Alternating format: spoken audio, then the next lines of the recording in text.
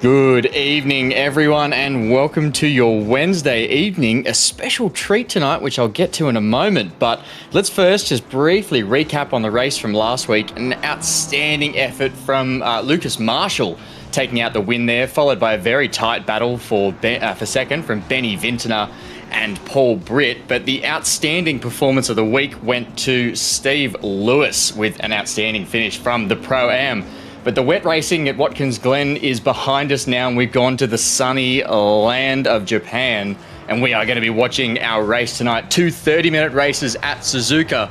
But before we break that down, the special surprise that I alluded to, we have the one and only Mitch Hobbs in the commentary box with me tonight. G'day, Mitch. How are you?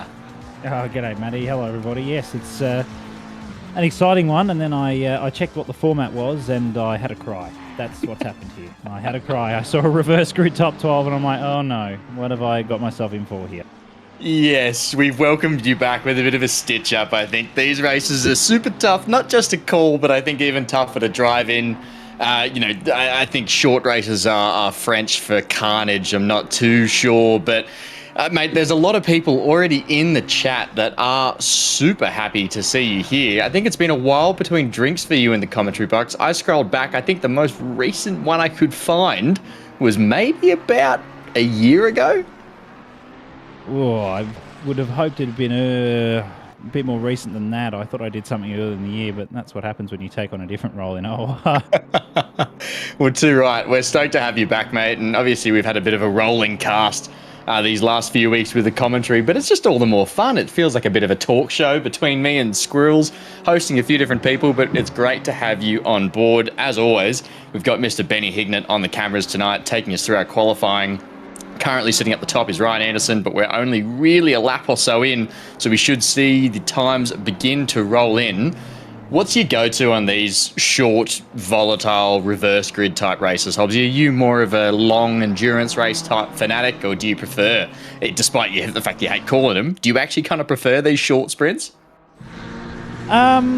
It's definitely, look, it always provides good content, and it's certainly one that I think, especially the reverse grid, not talking from experience here, does actually prevail in terms of some newer race winners, which I always look forward to seeing. Some different people up the top and whatever. So, look, I think they're always good. I myself probably, from a point of view of energy-wise, it's nice to have that break. You know, if you do the first sprint race, have that break for the second qualifying for those outside the top 12, and then get into race 2. But I do like the strategy of the longer 60-minute races. So I wouldn't say I prefer one over the other. I think they just have their different benefits for some drivers, for sure. You're right. And you alluded there just briefly to the fact that this can help some drivers who may not shine in the spotlight too early on in their racing careers, and they can come away with a win here. Can you think of any pointed examples of a time that might have happened, perhaps during COVID, someone's birthday, just to name a few? Yeah, me. Yes, me. You see, I spoke to you on the phone earlier about this, and you're an ass. Yes. That's just because you want to make me sound like I've been in OR forever. I think you have, haven't you? You're 65. You've been here for decades now. You're practically part of the furniture, mate. Yeah, just because that Barca race was 18 sprint series to go doesn't mean I'm not. I mean, it means you're an old soul, so maybe we'll give you that. But more than 90% of OR. Yeah, sure, let's go for that. Yeah. We won't call you out too much more, mate. I'm so glad that you're here. And we've got some pretty good racing at Suzuka going on. We had the Academy race here last night. You and I sort of watched it from a couple of different perspectives. I think my key takeaway... Don't bring it up. Just don't. I think the takeaway... They're alcoholic. This is true. Everyone go have a sip of your drink and then return. I think the key takeaway is that this is a slippery track. It's a difficult track. There's a lot of opportunities to pass. Not all of them very good or advisable. But I think that this can produce some really exciting racing. For me, Suzuka has a bit of everything. It's got the sort of fast-flowing S's of tracks like Silverstone. It's also got the chicanery and the really tight hairpins of things like Spa. 130R as well is actually a really, really sort of, a corner that brings back the feelings of sort of Monza and Spa, those really high-speed turns. And I think it actually produces some really, nail-biting, hair-raising moments, albeit with the caveat of some carnage and some ambitious overtakes. Yeah, Suzuka's one. That's a good lap there from Slade, 7/10 off. Yes, it's certainly one that can, as you said, produce some very good racing, and I think sort of makes people think a little bit, given that it is one of those lower grip tracks, and it does sort of have a good sort of nail of probably at least one track. Many of the tracks, I guess, in ACC. You've got that, 130R, which is similar to your Spa Monzas, the fast right-hander we saw at Paul Ricard, which we'll get to that come the grid walk. We'll talk further about Paul Ricard in a minute. But, it's just some really nice fast-flowing curves. And then you have Spoon, and nobody likes Spoon that I know of. But, yes, there's definitely going to be some good side-by-side racing. I'm very intrigued to see what Race 1 brings us. I already know what's happening in Race 2, so we're not even going to go there. But Race 1 will certainly be interesting because I'm seeing some drivers that are probably mixed around a little bit more in terms of where they're currently qualifying. I know there's still 4 minutes to go, but I'm certainly seeing some unique differences in where people might be compared to where I've seen them in the last couple of rounds. So that might change things. Yeah, too right. And adding to that, as we've just had called out by Thurkalini in the chat, Race 2 is not just reversed, Hobbsy. Yeah. Can I make it better for you? No. It's at night. It's at night. Yeah, it's happening. Yeah, and you can't do anything about it. We're a passenger now, mate, so sit back and buckle up. I've got to have my 8-point harness on for this, because this is going to be something special. And we can already see people getting caught out by 130R there. Just the track limit. Oh, Slade, that was... I was clenched there. That was 6/10 up coming into that Casio triangle, and then he's lost half of it. Yeah. That's still... Where's that going to put him? Oh, P3. Yeah, that's a good time. He's got another lap, if not 2, in it with the fuel. Sicanius is up almost to 10th. Needs a bit more to get into that top 10, though. Oh, there it is. Oh, the hairpin. Oh, that's a slide. And there's the time. There it is. You got to watch it go. Yeah, that for those that don't know, that Casio triangle, the chicanery at the end, there's a horrific bump that sits on the outside right of the exit. I found that in some practice laps the other night, and I'll tell you what, Hobbsy, in short, it was really good to experience what the track is like from the grandstand. It just boosted me into Narnia, and I was off sailing into another planet. So, no bueno, I believe, is the correct terminology for that. Yes, and no bueno is that bump. But muchos bueno is Paul Britt at the moment. He's 2.5 tenths up. Let's see if he can keep it valid through 130R. Oh, yeah, nails it. Yes. I reckon Vettiger's got more in it, but Paul Britt is just one of those staple. He's going to have an interesting moment. Oh, yeah, that's going to be.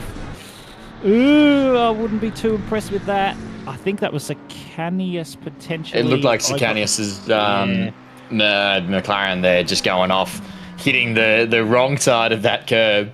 Such a feelsy brake marker there going into the chicanery as well, and a bit Zolder-ish in the way that you can really throw the car into that Casio triangle. But, it does come down to a bit of luck if you're going to attack it that aggressively. You've got to be super careful.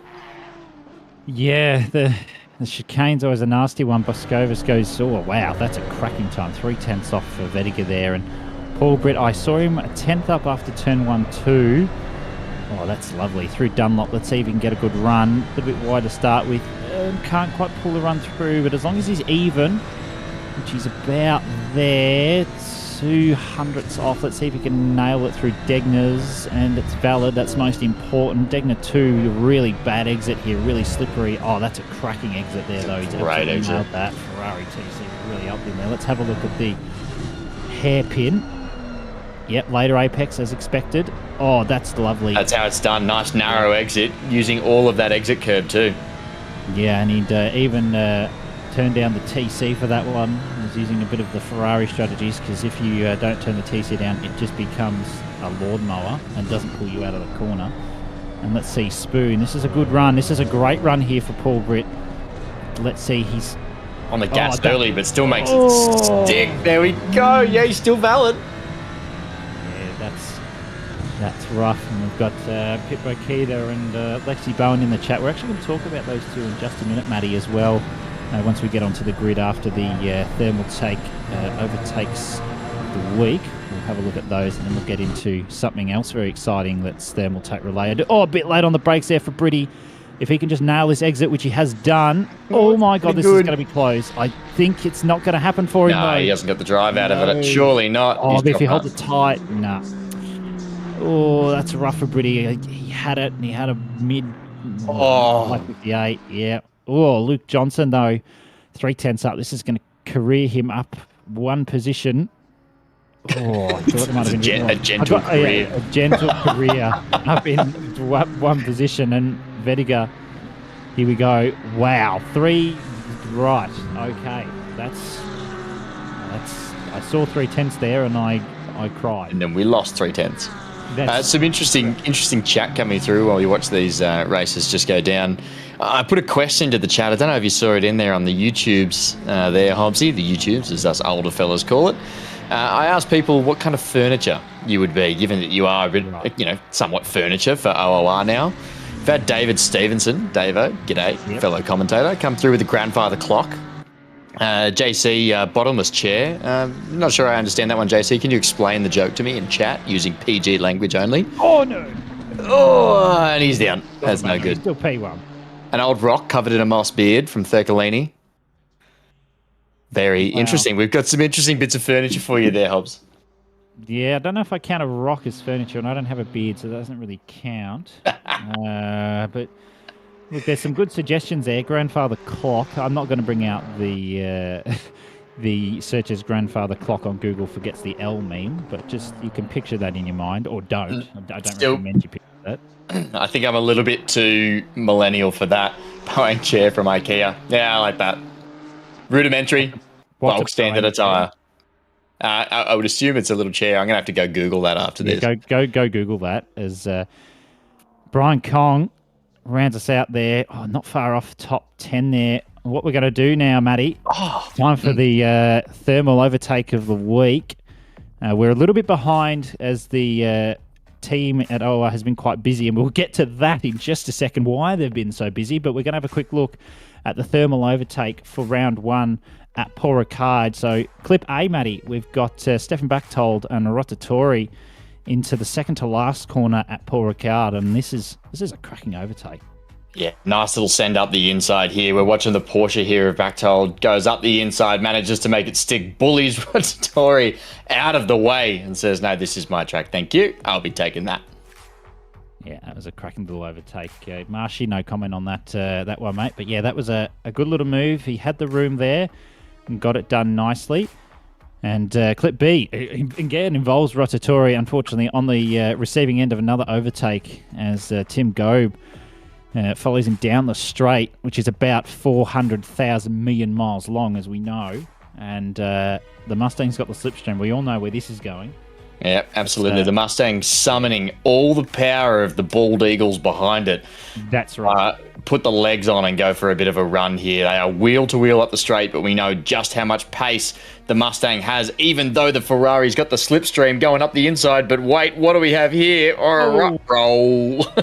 We see those ring off. Rut roll raggy is the official call there, as we see Rotatori, serial victim in this thermal overtake tonight.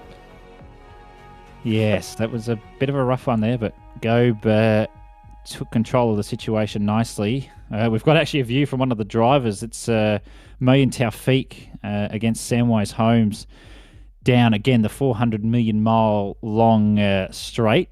Nissan versus McLaren. Again, I think we can see where this one's going. Samwise doesn't give a whole lot of space, sits in the middle nicely, but Taufik says, no, I'm just going to ignore that, and does so. And you can see to the right. And then it gets spicy, very spicy. Oh. But then somehow keeps it valid, like it didn't even happen. Yes, so he did well there to hold that very nicely. We've got one more clip D, in fact, Matty, coming up. So this is Aidan Squires and Nathan Monks And this gets a bit squirrely. Watch this. The old turn left to go right. That's an excellent piece of driving to keep it on the road there.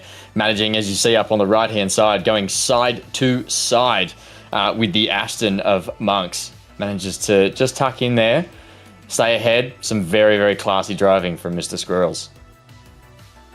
Yes, he held it there, and that was very well done. So you can see the various clips there. You can have your say on what you think's best.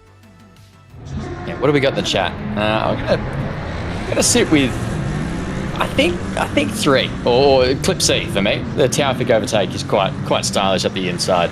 A bit of light hand dance work to get it over the line there. I think that's an excellent overtake. That's my pick of that week.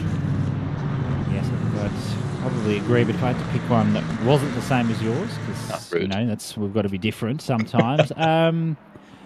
I would say probably, given the situation, I'd be saying A. I think that was quite a classic overtake. There we can see the drivers getting ready for the formation lap. Before you take us on to the start, Matty, one other thing we want to cover whilst we're talking about Thermaltake, with a lovely name sponsor of the series. We appreciate them being on board with us.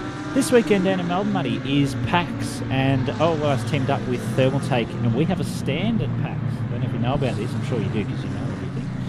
I do. You can head down there, and I believe it's at the convention centre, if I'm not mistaken, and there will be 6, not just rigs, Matty, but motion rigs. And a team from OOR will be down there. Some names for you. Matty Power, one of the admins, is going down. Austin McNeil's going down. Pip Bokita, one of the best drivers in OOR, not only OOR, but in the Asia-Pacific region, is going to be there. Zach Jensen's going to be there. Lexi Bowen's going to be there. Peter Papiano's going to be there. And Logan Burton's also going to be there. So Academy admins, Academy people can go and talk to Logan, the Academy admin there. It's going to be a cracking weekend from what I've seen. Unfortunately, I can't make it down due to family birthdays being on Friday. But there is a time trial competition there, and you may also have the chance to drive against some of the pro drivers that will be there. So some very exciting times, Matty. Yeah, and what an awesome opportunity to check out the Thermaltake sim racing gear as well. They've put a lot of heart and soul, effort, design, research into building their direct drive wheel, and what a cool place to jump on and have a crack. Plus, there'll be the chance, as you mentioned, to lay down a lap time against some of the pros, which is a pretty cool opportunity and not something that does happen too often. I was at a little, a terrible white-collar worker conference. Let's not go into the details, but there was a sim rig there, and I had a chance to race against a drift racer who had not spent much time in the sim. Tell you what, as an amateur driver, I took a lot of pleasure in senselessly beating that man, only on the sim. He and I stayed friends, shook hands. I followed him on Instagram, and he never followed me back. It's mutual affection. Oh, yeah. But it's a great outcome.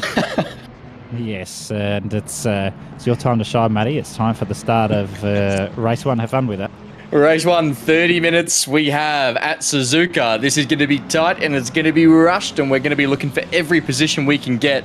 We've got Vettiger off the start, followed by Britt, Buskovus and Slade in the top 4. They'll be looking to break away and escape the carnage of turn 1 here at Suzuka. We're coming down. We are waiting for those lights to go green. We just have to wait. It's a little bit later here. They've got to drive all the way under the Pirelli sign. This is where things start to heat up as a driver, heart beating through your chest, and we are green, green, green. The Coke Zero Fanatec Mustang jetting off the line is Vettiger. Goes in, narrowly avoids a collision there with Paul Britt, going 2 by 2 by 2 by 2 with some threes and a little bit of tappage and carnage up the back, but everything seems relatively tidy. No big incidents aside from one spun McLaren, but everyone is looking otherwise okay. Vettiger and Britt start to clean up and take away any kind of free air and space they can move through. Hobbsy, what are you saying?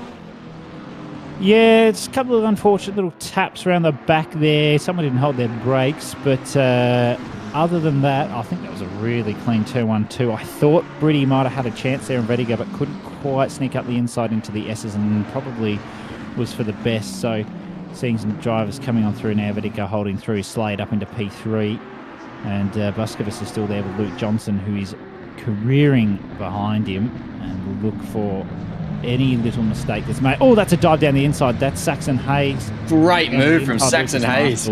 Oh, that is nice. But Marshall's still there, and the Bentley's got an unholy amount of torque. It's a beast, that thing. So I think the Nissan might lose out there, and does. But I know Saxon, I smell he'll go for the inside here if he can get the... Yep, there it is. Lucas Marshall has to give him the room. Oh, that's great respect from both drivers. And Saxon almost lost that, but that is lovely. And here comes Benny Vintner. Oh, around the outside. He just needs a slipstream here. He's got Billet behind it. He just wants to hold himself, maybe wait for a mistake here from Marshall or Hayes, potentially to get a gap through. Don't think it's going to be needed, but we'll have a look. That's a bit wide. That's a track limit warning from Vintner there. Let's see.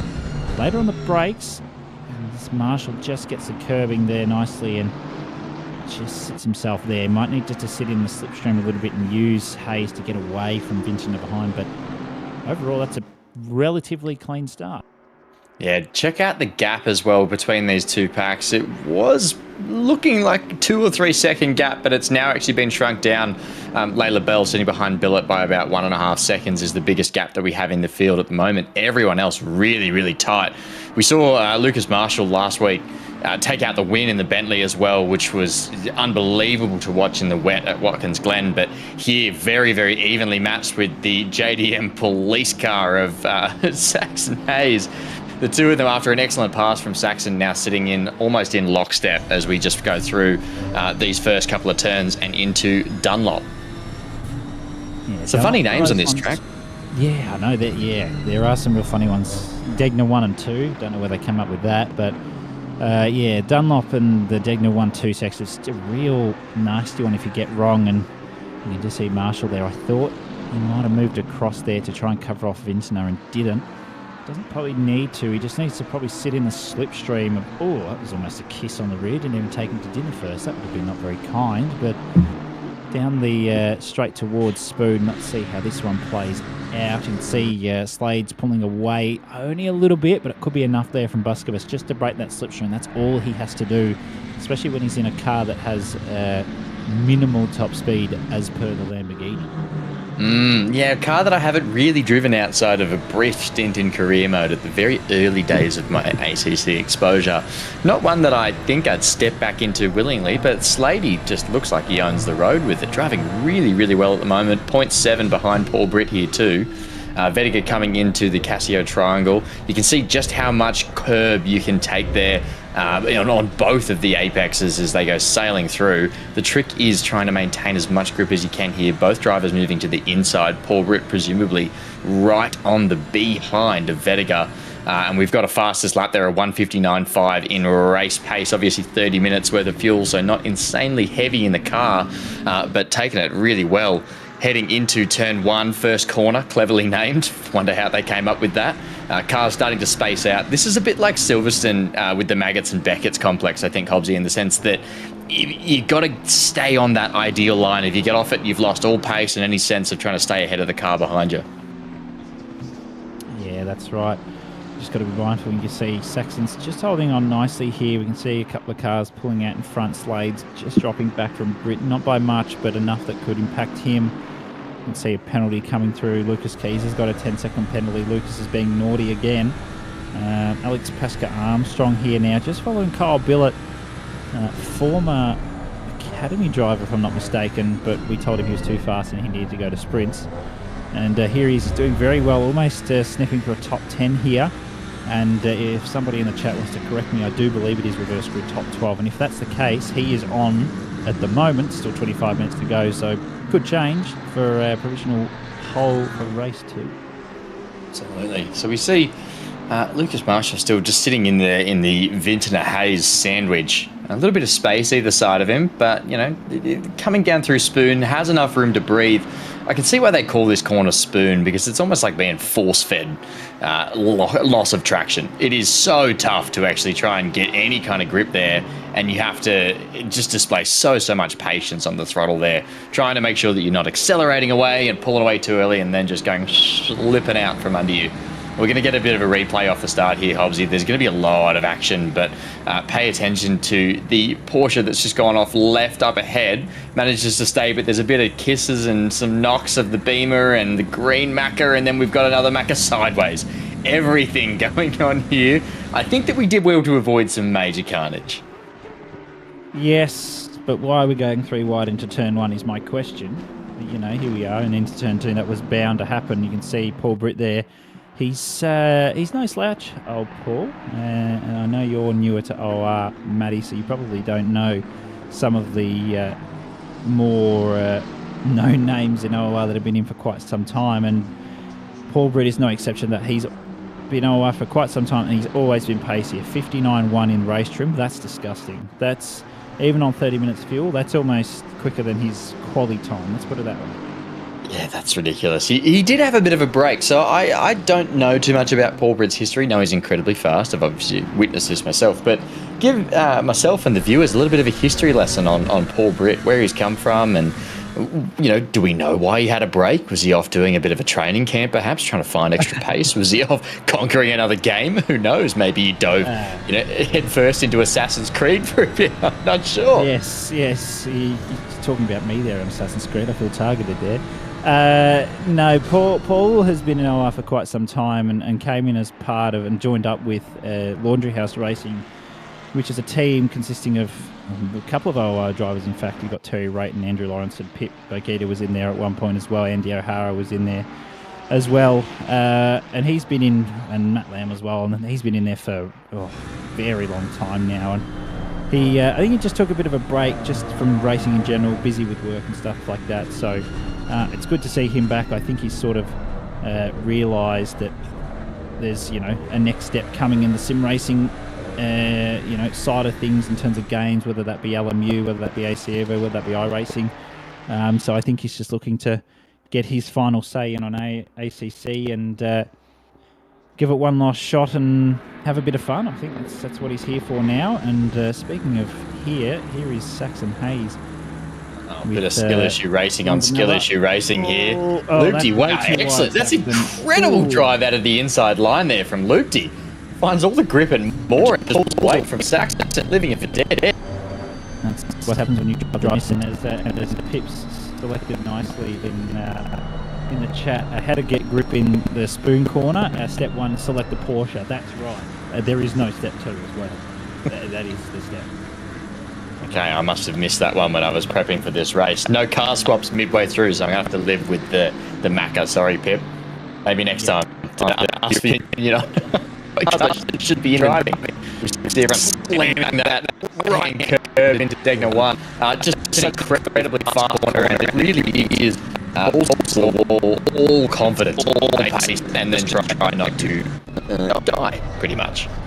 Going now, but we've got Marshall running wide as well, opening the door there. Benny Vintner coming into 200. This seems to be a bit of an interesting battle with Benny Vintner getting a bit of a run there. We're just waiting for the cameras to switch around. Thank you, Mr. Hignett. Oh, okay. The Boatley pulling away. My mistake. Yeah, that thing's just got too much torque. That thing can pull out of that corner, proper second gear, no worries at all, and still out-drag the Aston because it's got a turbo lag for the Aston Boel. So, yeah. We've just been Discord exploded. Discord, yes. Whoever Pixelbug is cannot stand by that enough. Discord doing Fanatec things. Let's see Bowen. Lucas with a 10-second penalty as well has just come from Marshy. Very interesting as well, and we've also had a request at any point if we get a rest from Vintner assaulting the back end of Lucas Marshall. We can go back and have a look at the onboard from the start there, Benny Hignett of the green McLaren. I'm not quite sure whose Macca that was. I don't think it was Sicanius. I think it might have been someone a little bit further down the grid, maybe King perhaps. Benny Vintner has overcooked it. I'll tell you what, Hobbsy, I know we talked about this earlier, but for everyone else watching, Benny and I caught up for lunch today. We had a couple of beers, and I'm wondering whether those are starting to show in this racing, perhaps. Yes, that is certainly a possibility that the beers are catching up with it. Yes, drinking, possibly missing apexes. Yes, missing apexes. Don't know where they are, but I was rooting for him there, and then he did a bit of a boo-boo and has decided that turn 2 is on the outside. A lot further on the outside, so he'll, knowing Benny V, he'll just recover that nicely. Oh, bad exit there for Loopty, just out of Degna 2. And it gives Saxon the chance just to do nicely. And let's see what happens. Oh, that's don't do that, Saxon. Look out, Saxon. You spend all week telling academy drivers not to do it. Make sure you keep the nose out. Mind you, it does get frustrating. Keep your nose out. It does get frustrating chasing here into Spoon. We're going too wide, rubbing door to door. We've got Saxon on the inside, bumps Loopy off the racing line. I think that's play on umpire. Yeah, I think so. Loopy also going to have a look at the inside. Yeah. Now, I would think that the Nissan would outdrag the McLaren here, if I'm not mistaken. But Loopy got a better exit. Oh my goodness, that scared me for a minute. And Saxon's going to have to wait. And he's got to tap the brakes because Nissan. And he's back to square one. And it's got Lucas Marshall up his bum. What a dream scenario. Yeah, it's such a tough one. We're going to get that on board here as requested. So we are on board with King as well in the green McLaren. Some pretty nifty work here, Hobbsy, too. Watching dodging on the left, dodging on the right. A little bit of a bump here for the right-hand side, but manages to somehow keep it together. That is impressive. And then, straight up the back. Hey. Good save. I'll give him that. That was a good save for the most part. Just, a few little nudges and bumps and did well the whole of the day. Now we're back to a battle pack of 4 here that Luke probably wants to run away from pretty quickly if he doesn't want his P6 at 3. He's 2.4 to Luke Johnson and he's 2.1 to Buskovus, who's 1 to Slade. The gaps are really opened up at the front there from sort of third down. Britt is absolutely sniffing the gearbox of Vediger at the moment, but can't do much because he's in the Ferrari, and when you're in a Mustang, it's just all of the grunt and all of the cheese. Yeah, all of that wonderful American processed cheese. It's just horrifying to watch. But it's such a tough thing. I've battled with a good what can we call him, a friend of the show, Jacob Foster, out and out devout Mustang fan. He and I have battled so many times. Most of the cars that I've driven tend to be relatively high downforce or better in the corners. So he and I often battle where I put in all the work of the week to try and get past him in the corners, try and build a little bit of pace on as we see the tail of the GTR belonging to Saxon Hayes wagging, allowing Lucas Marshall to possibly look up the inside going into 130R. But yeah, I back and forth always with Jacob Foster's Mustang as he gets me back on every single straight because of Mustang teams. Yes, that's correct, and that's how it be. And Lucas Marshall, that slid a little bit through 130R, but held it nicely there. We can see, Matty, some more penalties coming through. Sicanius with a 10 and Jensen with a 15. That's suboptimal is what I use there. Yeah, interesting as well. I think this is the first time I've actually ever seen Lucas Keys get a penalty. Something new for everyone. Well, clearly you haven't been Noah long enough, have you? Again, the aforementioned comment about furniture. Oh no! Yep. GTR things. No, that's GTR things plus outside curb of turn 1 things. That's just what happens if you're still on the brakes there. That's kiss goodbye, madame. Oh, and Benny Vintner's giving Lucas Marshall a bit of a, hey, how you going? I'm here, get a move on type scenario. Yeah, reaching out, looking for a hand to shake through the back window there, trying to find any way around he can. But again, he can't just get away with one pass. He's got to get past not just Lucas Marshall, but also the chewed up and spat out leopard print of Jaden Rondanella's car. Yes, it's interesting is the word I'd use for that livery. Yeah, I don't want to, get too graphic here, but I reckon I've seen vomit that colour. Yeah. Technicolor yawn. I feel like we can label it the Technicolor yawn car from now on. Yeah, that is. Yeah, definitely seen things like that.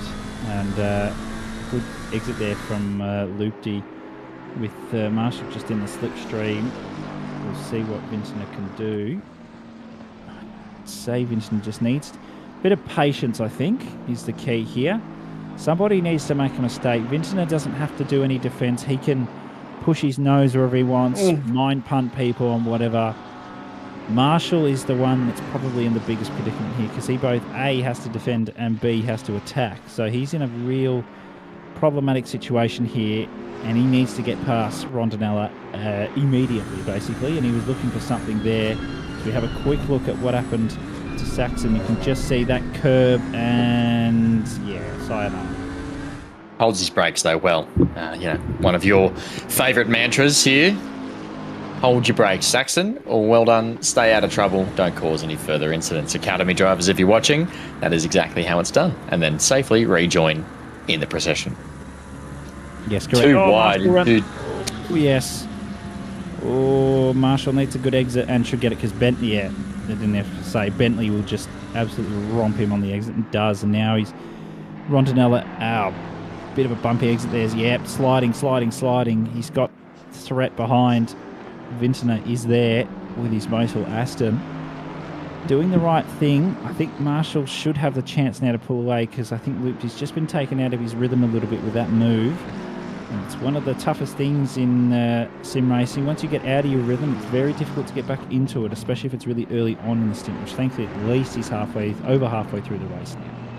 And a quick look down through the grid as we've got 12 and a bit minutes to go. We've actually got at the top of the silver class, we've got Sicanius there as well, as we're watching Lucas Keys on board at the moment, trying to look for a way around Prakash Armstrong, who is currently leading the Pro-Am field. An excellent position there, turn 11, lets Lucas Keys go. Smart man, just stuck in behind. He's going to try and look for as much speed as he can get out of this, possibly learn a thing or two as he gets in tight to the back of Lucas Keys' GTR. If I see Lucas Keys on pole race 2, that's rigged, just so you know. Yeah, you got to wonder whether he might be looking to game the system. Or if he wants to do a first to last challenge, he's going to have to get right up the top of the grid now. Yes, he is. And you can see, that's the grass loop. You don't know where you're going. That's the old iRacing strategy there. Jaden's mowing. Jaden's mowing, that's right. And Vintner just playing the right game. I think he's seen Luke to do that now and just needs to go, okay, he's a little bit spooked and just needs to maybe stick a nose in somewhere or just wait for an opening and just stick the nose up in there, not look out for a mine punt, and he'll be in there. Vediga is still holding Paul Britt off after many attempts from Paul, and he just is holding on. They're pretty much matching each other lap for lap within a tenth or two of each other, and this is just the best. This is great to see the top two fighting it out. Nothing's barred here, and we'll have to see how Britt is planning to do this. He's going to have to do it in the corners. The Mustang's just too good on the straight. Even the slipstream, the Ferrari's not getting past unless he gets a better exit, which I don't think actually is possible. Ferrari, and he'll have to pull something out. But Buskovas is hunting down a podium because Cafiel Slade has been consistent, and he's only dropped 3.6 away in 15 minutes or so, because he was pretty close for the first 5 minutes. So Buskovas has been no slouch, and neither is Slade, as we have a look at. I'm scared for what I'm going to see here. He's gone again. Possibly looking to overdrive the car to make up for lost time. That one's going to hurt feelings. Something about Loopty and grass, says Marshy in the chat. Yeah. Loopty's gone mowing again. Jaden's mowing. You can book him on the weekends. It's his part-time job, no doubt. Loves to mow lawns, just in really expensive sports cars. So I'd love to see a picture of his ride on mower. If anyone's out there with AI image gen, I'd love to see a picture in the OOR Discord of what Jaden Rondinella's lawnmower might look like. We're watching here, super tight procession here of Lucas Marshall, followed by Rondinella and Vintner, this battle pack that we've had going for quite some time now. We predicted Marshall pulling away, but actually Rondinella's kind of stayed pretty close to the back of him. Seems very similar to the battle of Britt and Vediger here as well, Hobbsy, where we've got those super high downforce pointy cars, better. Actually able to make up all the space in the corners, as we see Britt possibly looking to stick the nose in there, looking for a way around Vediger. But it's so interesting to see, particularly as we sit on board Paul Britt, into some of these high braking turns or heavy braking turns, such as Hairpin or the Casio Triangle. We're actually going to see Britt make up a heap of time and a heap of space on Vediger here as well. Watch him coming into Hairpin. He's going to be able to brake a heap later than what Vediger is going to be here. We're going to see him get real close There we go, yeah. And then the Mustang going to pull away.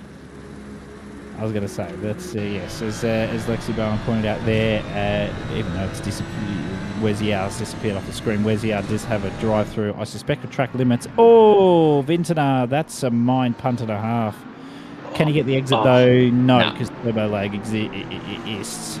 Like, Aston needs to get a bit of a move on, and unfortunately, traction control and turbo lag exist. And Loopty's got a little bit now to he's got a bit of clean air to marshal in front. Not that that's really what he would have wanted in the first place, but at least he's got a bit of time now to go, okay, yep, I've got some space to defend Vintana off for the next, where's the leader? 4 laps or so, 3 or 4 laps. Should be 4 laps. And speaking of the leader, Vedica again, just that run. That, unfortunately for Britt, is the downfall for him, is that Mustang is too good on the exits for the Ferrari. He has to make a mistake for Britt to get past. Yeah, and even as we saw coming just into the Casio triangle there, how much space Paul Britt makes up on Vedica, but it's so tough. Hobbsy, talk to me about Josh Vedica. I don't actually know too much about him. I don't think I've seen him around too many times before, aside from this season. Another OOR veteran? Josh Vedica's been in OOR for quite some time. I think it's about 2 years now, I think. From memory serves me correct. I could be wrong, but yeah, Josh has been around for a long time, been in and out of different cars, always been up there in terms of pace, but the last couple of seasons has really shown his potential, which is fantastic, and he's showing that again here now. He's pulled that 2 tenths out of Paul Britt just to try and help a little bit with his conquest to take P1 here, which will of course start in P12 for race 2, which I'm looking forward to seeing. You can see just under the brakes, the Ferrari's so good, A, under braking, and B, with its engine braking. You can slam the gears, slam the pistons through the block, and you're not going to break the engine, which is fantastic. But again, the Mustang, just with that pull, and even the Ferrari's got that slipstream, he's just nowhere. And that's the joys of Mustang versus any other car, basically, except if you drive a Nissan, and we can see as well, just when talking on cars with not great top-end speed, the Porsche of Spenceley's got a 15-second penalty as well, which is, and Chris Darth in the Ferrari as well has a 10-second penalty. Things are not going well for people this evening. No, again, this is exactly what we saw last night. Suzuka just tends to encourage some really risky, high-octane kind of overtakes that maybe don't leave the drivers coming, that doesn't leave them in the best light. So we see Britt here. Look at how much room he just made up there into the Casio triangle as well. We're seeing this battle pack as well. Lucas Marshall now finally pulling away, as you predicted there, Hobbsy. But we've still got Vintana not too far off the back of Rondinella there. But I'm just watching Vintana push the limits of track limits there. I don't know whether he'd be getting close to a drive-through or not, but this is quite interesting. We're getting another replay up for you here of a separate incident on the track. We'll have that for you in a moment. Here we go. We're on board with, I'm not quite sure who this is, Hosie, but we, it looks like, oh goodness. Somebody who's going to be in the wall. Yeah. Yeah. Then the quick reverse, hopefully a safe rejoin. We'll call that one a safe rejoin, we'd guess. Prakash as well. Prakash Armstrong now sitting couple of seconds behind, but holding 12th position, only a combined total of, let's call it 4, almost 5 seconds off the back of Lila Bell, and then behind Sakanias more directly as well. We're seeing, look at this, how close Paul Britt gets there under braking. That is a big track cut. Ooh, see him just watching some and you know what? That's probably okay according to ACC. It's a very fine line. You can actually munch it more than you think. It is risky with track limits, but he gave it a red hot shot and just yes, he has to stick the nose in there and did. Yeah, that's rough. That's well held from Vedica though. Yeah, I unfortunately think that Brady will get a 5 or 10 for that. Unfortunately, just didn't quite have the nose in there sufficiently. And I think the steward will take a look. Look, I could be wrong. We'll leave that to the stewards, but I smell something could be up there. Smell a penalty. You can see it coming. You can see it sailing in over the seas towards us. Yeah, it's It's a toughie, right? Especially when you're at that point where you're just breaking grip and you're trying to find it, and then you just lose everything and go sliding into your opponent who you have a slight overlap with. No fun. But that's nevertheless where we are. Benny Vintner deciding not to munch, rather chew the curbs there quite slowly, just sneaking his teeth in and possibly running that one up and around the molars. Bit of a slow chew, but does manage to make it through okay. We're on board with Spenceley here in a very cool looking car. It's a bit of an Adidas looking shoe thing. I don't know if you've seen this one before, Hobbsy. On the back of Ryan Anderson there as well. Sitting in nice and tight. Going to have a really good run up here in the Porsche, but Ryan Anderson defending like a lion. Sitting there hogging the inside, managing to get a decent enough exit out of the first apex into the second and onto the main straight well clear. It's so tough when you throw the car in looking for a big move and it just doesn't pay off, and then you end up further behind than where you started. Yes, exactly. Yeah, Davo, a redress isn't required, and if you do redress an OI, really speaking, you'll still get some sort of penalty. It might be a reduced one, but yeah, it's of course up to the driver if they wish to redress or not. But if Paul Britt does get a penalty, and it's only a 5, I'm not saying he will get a penalty, the still obviously look at that, say there'll be one coming. If anybody has the ability to pull 5 seconds, it's Paul Britt. There's only one that left, it's unlikely, but it'd have been, yeah, there you go. 10-second penalty for contact, so Britty's going to get hit with 10 seconds, so he's actually going to lose out big time. He's going to go 3.25 P4 after that, so not ideal for him there, but just didn't quite have the nose in there, so that's where that penalty will come in.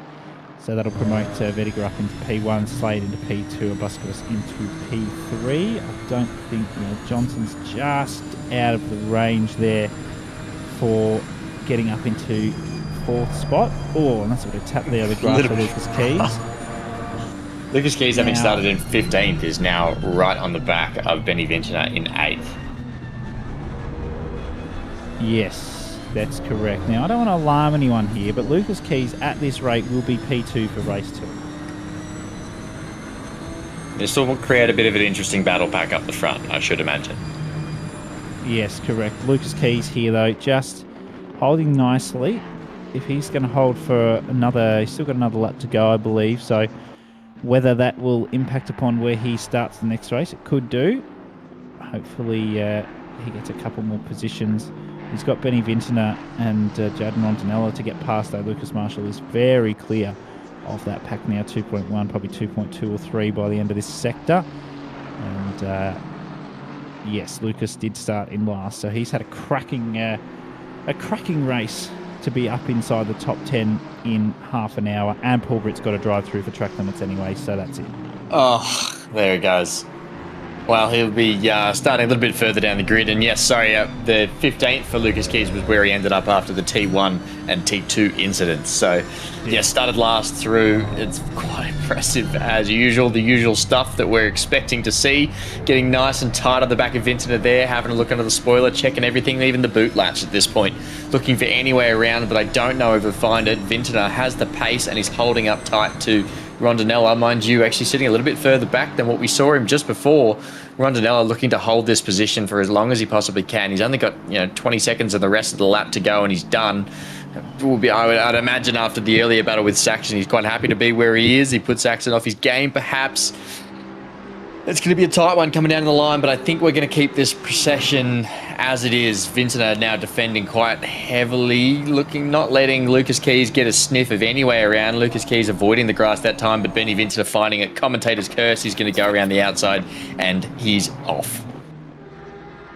Yes, exactly right. Now, Paul Britt, it was a bit unfortunate that that's the last lap because he has to take the time penalty for that, so it's 40 seconds. He'll be way outside the top 12 to have a chance at anything. So they'll promote Vediger up, Slade up, Busquets up, and Johnson up. Oh, everybody up really outside there. So Lucas Hayes won't be P2, so that's okay. Ben Piper, I think, is in good contentions there for a P1 start for the next race, if not P2. As you can see, everybody coming across the line. Ben Piper coming across, King, Reed, and Billett as well. Couple of red bars there with penalties. But overall, pretty solid race up towards the front. Obviously, a couple of things happened further back early on that one. and whatnot. But for the most part, I think that was a pretty good start. Yeah, Slady on the podium there as well, and the Lambo as called out by Marshy. What a bloody legend! It's a fantastic drive from him in the Lambo. Great work, and we saw some pretty interesting fights there. A few interesting battles. We've also just been informed that 778 also has a DT for track limits as well. Just doing Suzuka things here. Tough track to get right, some easy track limits to ignore as well. But we've got our winner there by penalty, Josh Vedica. Survived a bit of a tap, didn't go sailing off, which is the main thing, being able to keep it back on the road, stay in the game, and then Paul Britt obviously having, we'll call them just some issues going on. But Hobbsy, keen to get your thoughts. What do you reckon matters more tonight? I think they're weighted the same, points-wise, but what matters more, race 1 or race 2? Probably race 1, because if there's going to be carnage in race 2 and you could get involved, race 1 is where it counts. Given that the points are the same per race, race 1 to me definitely counts more, because if you are in that top 12 and say you finish, a good example is Vedica P1, starting P12 for the incoming race, if he gets tapped around at turn 2, that's his race gone if he's in the wall. So race 1's always more important, I find, because you never know what's happening in race 2 with that reverse grid. Race 2 is like a box of chocolates. You never know what you're going to get. Surely you've seen a bit of Forrest Gump in your time. You, despite being a younger bloke, I think you've actually got quite a wealth of knowledge on old movies and everything as well there. Look, I've seen Forrest Gump a whole once, but not really older movies, to be honest. I mean, my favourite movies are the Back to the Future trilogy. We're not going to go into that, but no, not really older movies, to be honest. I'm not a big movie person, really. I think I prefer a TV show. Okay, it's just good we're learning things about you. We don't mind. I admit to being more of a TV show person myself. I've actually started watching, not that you or anyone else asked, but I think it's called Slow Horses, a show about the British MI5. Quite amusing so far, highly recommend. But while we watch the second qualifying, anyone out there in chat that has a recommendation for what I should flick on next? I have quite a long commute into work, a good hour on the train. Give me some stuff to look through. Give me, I don't know, some TV show recommendations. Find it, yes, Slady. That was DT for track limits. A good one, Matty, if you haven't seen it, is Bodyguard UK. Oh, that is I've seen that. Richard Madden. Oh, I've no relation, but I wish. No relation. The amount of times I quote that one for yes, mum, right away, mum, no, mum, that's right, mum, no, mum, yeah, duck, mum. Get to safety, get to safety, mum. He's a classic. He's a classic. Very handsome fella too. Great beard. Yeah. If you want to see a really, really messed up show, and I imagine you would have watched this, Matty, being an avid TV show man. I can't remember what it's called now. That's really embarrassing. I had it in my head and now it's gone. Baby Messed Reindeer. Up. Oh, yeah, yes, of course, I've seen that. Yeah, speaking of Scottish accents. That's my baby reindeer. She does, I'll tell you what, from an actor perspective, I'm not a movie critic, I'm a TV show critic, but she is an amazing actor, plays the pants off a horrifically creepy person. She does. Oh, yes, Cool Runnings from Davo, that's a good one. Yeah, that is a great one, actually. Been a long time since I've seen Cool Runnings. Might have to chuck that one on in the next couple of weeks. We're seeing it. Cover your life for the commute. Oh, here we go. Pip with their bloody suggestions and anime and all this. I admit I've never seen. I don't think I've ever really watched any anime. A little bit of fun trivia for you, Hobbsy, that I don't think we've got into before. So, the wonderful dulcet tones of Mr. Jacob Foster, fellow OOR driver, was in sprints briefly, has dropped back to academy. Terrific singer. He and I used to be in a band years and years ago. No, I will not drop the name of that to anyone, but we had a guitarist that I'm more than happy to drop that for you. No. We'll leave that one quite fondly, thank you. But the guitarist used to write songs for us, lyrically, and they were all based on anime. I'd never seen them. I think Jake had watched some of them. I can't speak for I think he might actually be in the chat now Fossey, I can see that you were in there. If you know what the anime was that Heath used to write the songs about, please let us know. I'm sure it'll come to me midway through this little qualifying or next race, and I'll blurt it out of context, out of nowhere. But yeah, that was interesting. I never quite delved into the anime side, but I respect the hell out of anyone that does.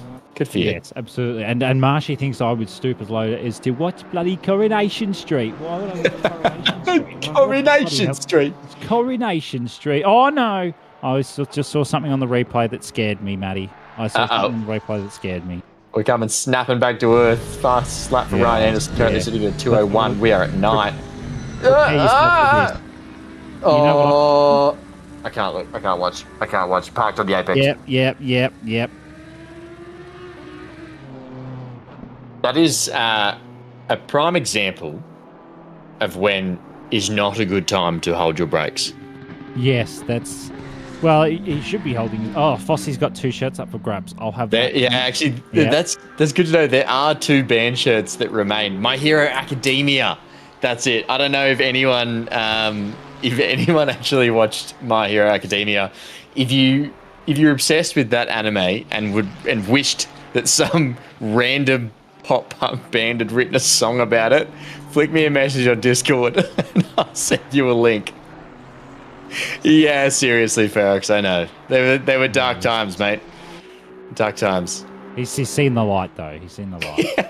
Let's play it on live stream. No. Maybe let's not go there. I don't think we get the credits on Spotify anymore for any time the song is played. Still somehow got like 100 and something monthly listeners. I don't know who they are or what they're doing, but I know one of them is Dave Stevenson, and we love it. We love him for it. Poor Harry and the Porsche avoiding. Yeah, absolutely, Thurks. Tough go, really tough go, but them's the breaks sometimes on qualifying, especially through Degner 1 and, well, he didn't catch much of Degner 2, but what little he caught was where the problem occurred.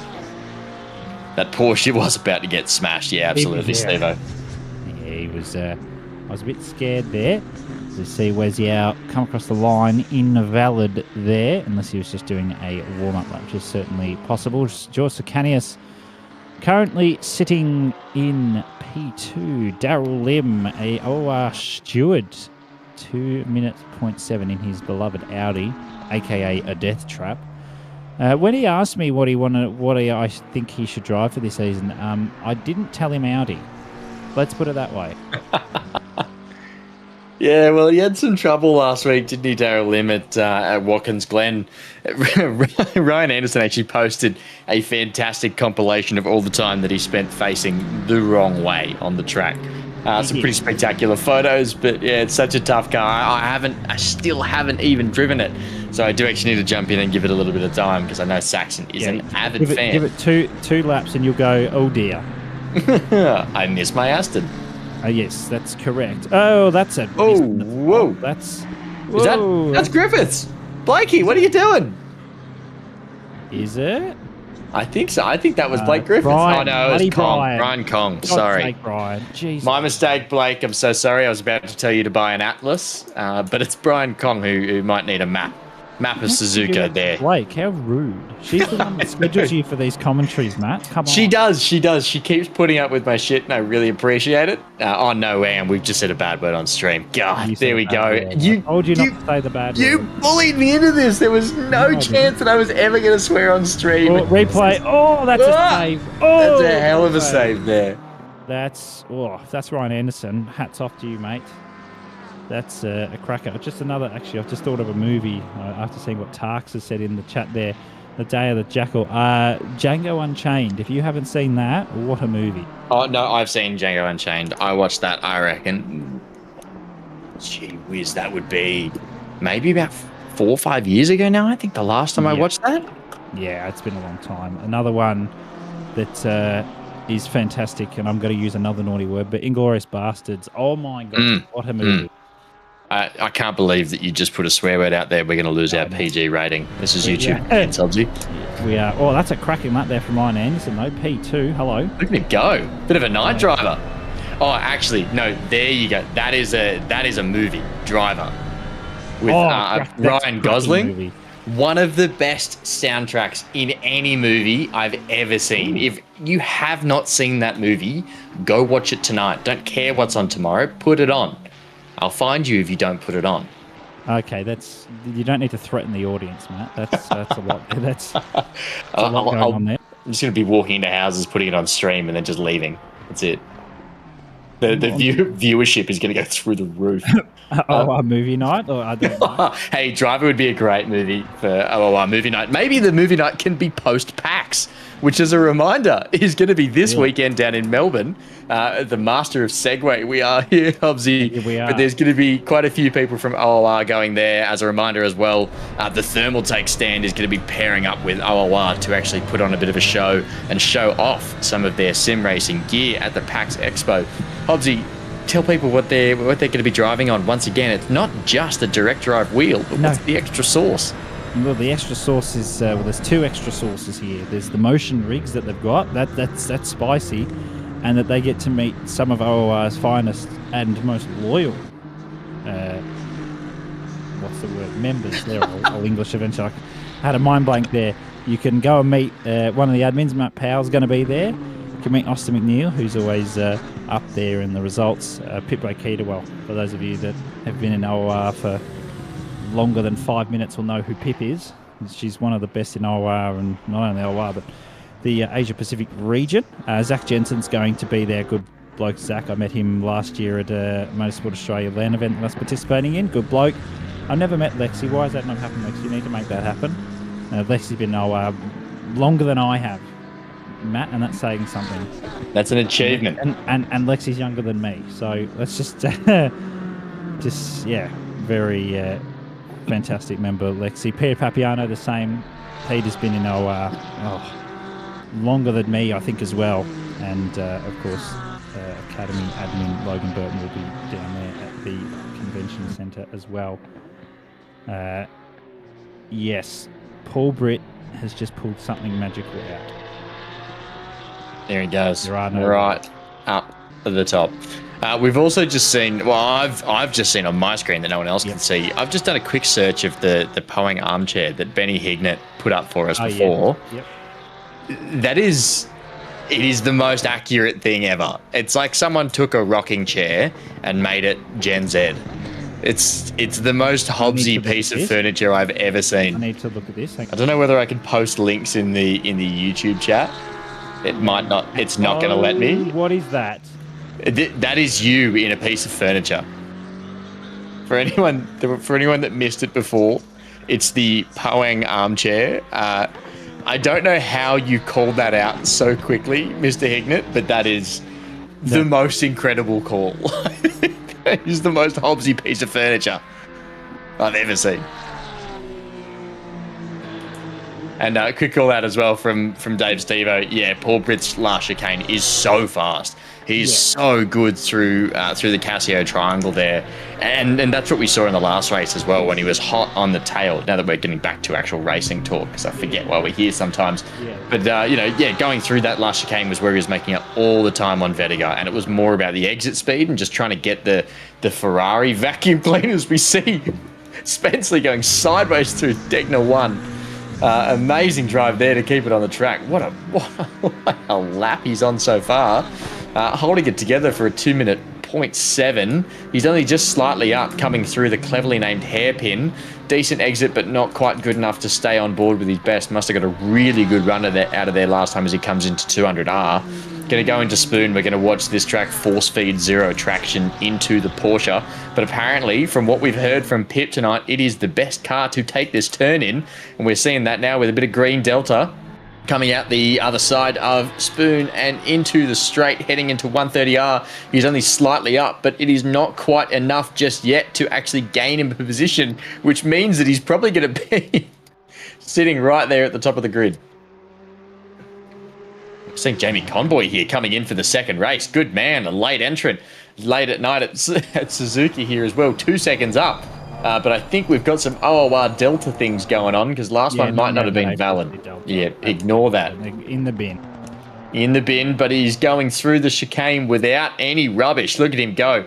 Taking all the curbs there. Going to hug this one nice and tight inside. Avoid that treacherous bump. across the line. We're going to see what he is. He's 154 to this point. We should be looking at something very close to a 2-minute flat. Oh my goodness, Jamie Conboy with a 159 flat. Who is this man? You know what? I'm actually concerned how much you actually just sounded like JC. That was uncanny how similarly to JC you sounded like. I'll take it. I can produce some JC moments. I'm at my best, so we'll see how we go. Every time we call out JC there, I'll do my best. It's night time. It's night time and we're wearing sunglasses, Hobbsy. We're going down through the grid. Whoa. Whoa. We've got. I think there was some frivolous nodding from Benny Hignett as we make a callback to Blues Brothers. No, use his real name. It's Big Nut. It's Big Nut. I'm so sorry. That's right, it's Big Nut. Do you think if he has a kid, he'll call him Little Nut? Just food for thought. Look, that's a good question. I don't think so. Goodness gracious. JC's just had some night vision goggles delivered yesterday, says Dave Stevo. Lexi, holy moly. Marshy just casually goes and chucks it on pole. Legend has it that he didn't even warm up, just sat down in his rig after he finished bullying Saxon through the first race and just had a crack. JC double duty confirmed. I only need one lap, Taufik. Yeah, absolutely, mate. What a way to get it done. Incredible as we're going up the grid this time. We've got another full formation lap, which is exactly how we do things here, Hobbsy. So we're going to let everyone go around again. We've got a bit of an interesting grid now. I can't quite see who's second, but we've got Jamie Conboy on first. That's all Brit. Oh, Britty's up there. Sicanius, Kong, Piper, then Murphy, Hayes. That's only setting P11 and back, so it's a reverse top 10, not a top 12. Oh, yes, we're going to have to wait for this whole procession to go. These grids are tricky to organise, but they are fun when they come off. So we're going to see a bit of organisational, a bit of car chess here as we shuffle the cars around for the grid. Aren't we, Hobbsy? Yes, I'm here for fun. Mininet is the call from Carbon as well. Ah, nice. Yeah, Mininet. I like that. Yeah, Mininet's good. We got Bignet and his child. I mean, Mininet, that's a bit of a mouthful, but... You know, that's what we look at the way those rear tail lights look in the night. That's just great. Yeah, they are fantastic, aren't they? It's the iconic sort of skyline looking rear that really brings home the GTR. Yeah, great call. Look at that angle. Zach Jensen's livery, and it's got Brad Gosling's name on it. I'm a bit concerned. Yeah, I think last time I called it Gosling Racing and was informed that it was not. He's just a primary sponsor of the team. I hope he pays you in beers or something. Yeah, beers. Yeah.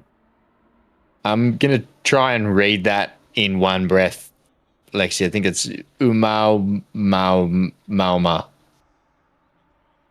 Yeah. Uma. There's AU. Oh no, never mind. Yep, I'm an idiot. Yeah.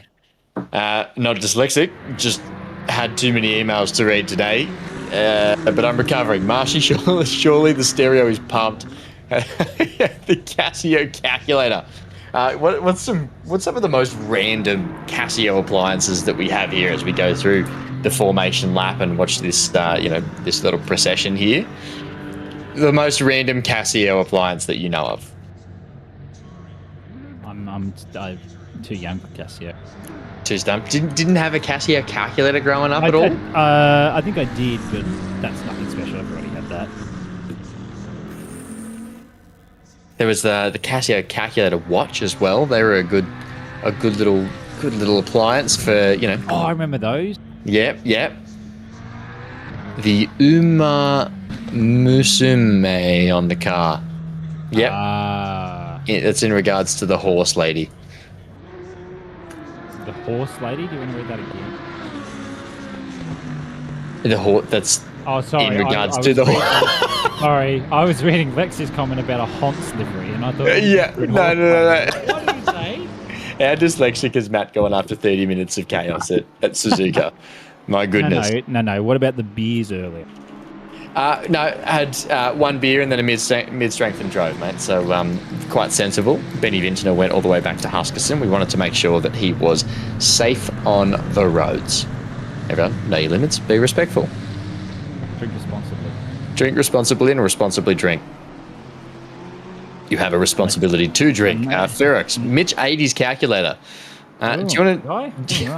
Didn't make his maths any better. I don't remember. Yeah, no. Well, no, I was going to pull out the line. My maths was my best subject in school, which it was. But maybe I did eat my calculator still. Is it a sliding scale though?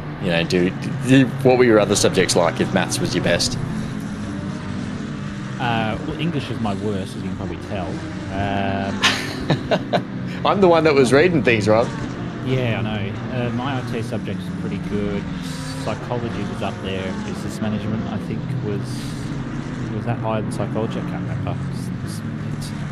Don't care now. Didn't go to uni. Irrelevant. Irrelevant. No Hextet, no worries. As we see everyone coming for the formation lap, we are looking pretty good. I've just also had a quick look. I think the Casio hot water dispenser made in the late 1970s is the most random Casio appliance I can find. That's insane. One thing that's more insane, though, and I don't want to be in Alex Pascal Armstrong's position, is having Lucas Keys behind you. I would be crapping my pants if I was him. Well, I think that's a immediate move out of the way. For me, it's just like I'm gonna look for a different way to try and get around it. I've just also had a private message, so to call you out, Jacob Foster. Foster's just flicked me a message saying it's like you're watching my screen. I keep going to type things out and then you say them. We're in the. I'm look over your left shoulder right now, Jake.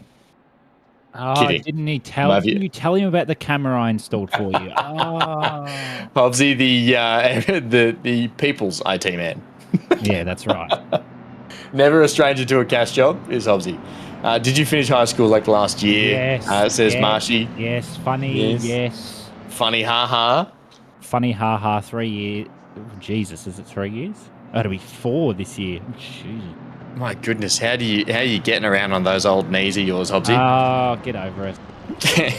Speaking of getting over it, you're going to get under it as you take us through the next race start. You can put up with this one, Hobbsy. Oh, no. Oh, I'm scared for this, but that's okay. Pascal Armstrong's on pole. Keesy's there as well. Layla Bell, Benny Vintner, Rondinella, Marshall, Johnson, Buskovus, and Slade and Vetiger are your reverse top 10, with Convoy slapping a good lap together. But delayed start here because P11 qualified P1 for Q2, so it's going to be a slightly delayed green lights here as we wait just a minute as JC comes across the line, and he does. That's a cracking start there for Rondinella, and Bell needs to get a move. Yeah, Lucas also is going to be ahead by turn 1. That Nissan's too good off the starts. It looks like that's Bell down the inside of Vintner. Oh, side by side. There's a bit of an incident down the back, nothing too crazy. More hits, more taps. A couple of cars around, but people are...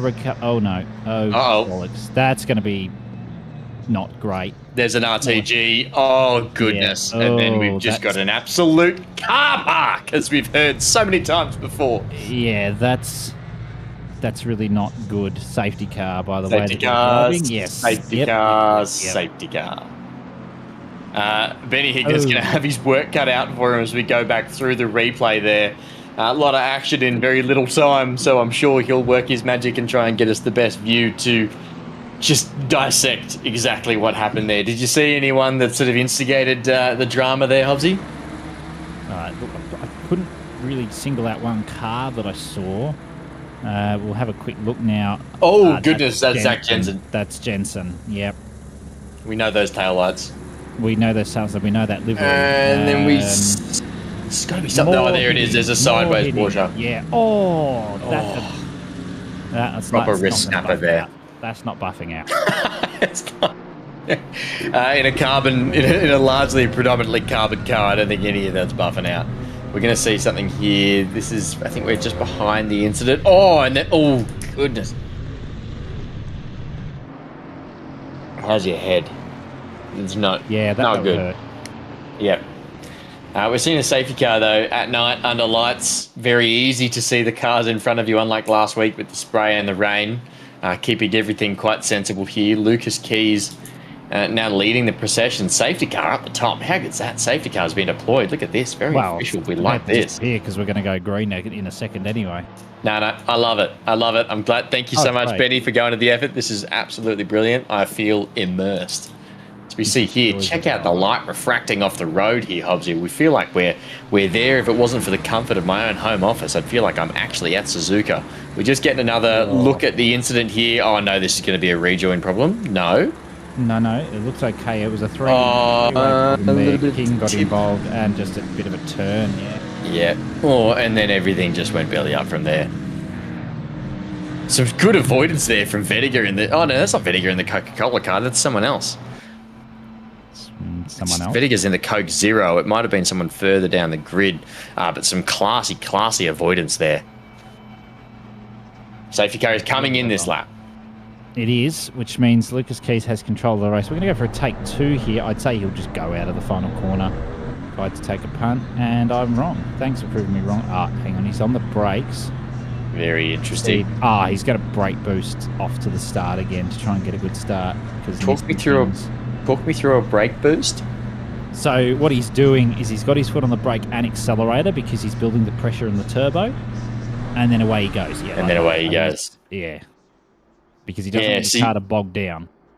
If I did that in the Aston, I feel like I'd almost start going backwards. Yeah, you got to be careful. That's one of the cars that generally people do it in. You don't have to do it as much as you used to. But Aston used to have a pretty rubbish turbo. But yeah, he's just nailed that nice. It's not a requirement, but it just gets you a bit of a nicer start if you're in one of those situations. So he's done very nicely there and has already pulled almost a second gap within a couple of corners. Here's Vediger just sitting behind, must be Brian Kong, I would say, judging by the whiteness in the ears. That's Luke Johnson ahead of them. So I think Buskovus has dropped back, maybe because of a slight issue or something that's happened. Lucas has pulled out, how far? 1.5. That's insane in the sector. And Benny Vincent is going to want to get a move on there, as Layla Bell is probably going to get a bit up close and personal, not careful. Lucas Marshall's in there in the Bentley. Going to be, let's see how he goes. Oh. Seeing Prakash Armstrong, Pro-Am driver, currently holding second. You got to, as you said, he might be pooping his pants a little bit with the amount of pressure that's sitting on those poor shoulders. You're going to try and hold it off for as long as possible, but this is very similar to a duos race that we watched a little while ago, where the one and only Chris Cooley dink-donk put Danzo Madden, my brother, into the car with, I think, a 13, 14-second lead and said to Dan, hold it, do your best. I think that's so tough when you've got so many fast drivers behind you. Just to keep it on the track, don't die, just keep ahead, hold on as best you can. Yeah, no, nothing to see here, Matt. Nothing to see at all. That wasn't a fast car. No, not at all. No. I'm not the problem. I am not the problem. There's Benny Vincent putting the nose out. Josh Vediger making the intentions to Brian Con clear of I would like to go past, and do very nicely there. It's just going to need the slip. It doesn't really need a slipstream. The Mustang, let's be real. Luke Johnson's getting up close and personal near to Lucas Marshall. And sort of see behind Pascal Armstrong there's a little bit of a train going on. That is a sight to withhold. I'm a bit scared by that sight, but it's there. And you can see Slade was just putting his nose out as well to try and maybe do something with Buskovus, but it's not to be done. Jamie Conboy, who started in P11, is down one position, but nothing too crazy. Hasn't lost too much time, which is great. And we will see how this goes. Yes, there are two split yellow races indeed, 2:30 minutes. This is a reverse grid for the second race, top 10. Reverse grid for race 1 and 95, which is Zach Jensen will be getting a drive-through for a collision before turn 1 on lap 1. That's impressive. And 248 gets a 15-second penalty for a contact into turn 2 lap 1 as well. So it's exciting seeing some of this racing going on. It's odd to think, Matty, that we're already at the end of this week, halfway through the Sprint Series season. I know. And the next round is going to be a really good one as well after this. At one of, I shouldn't even be a favourite of mine, but it's Coda. Spent so much time there practicing for one of the Enduros, and I just fell in love with that weird, awkward, slidey little track.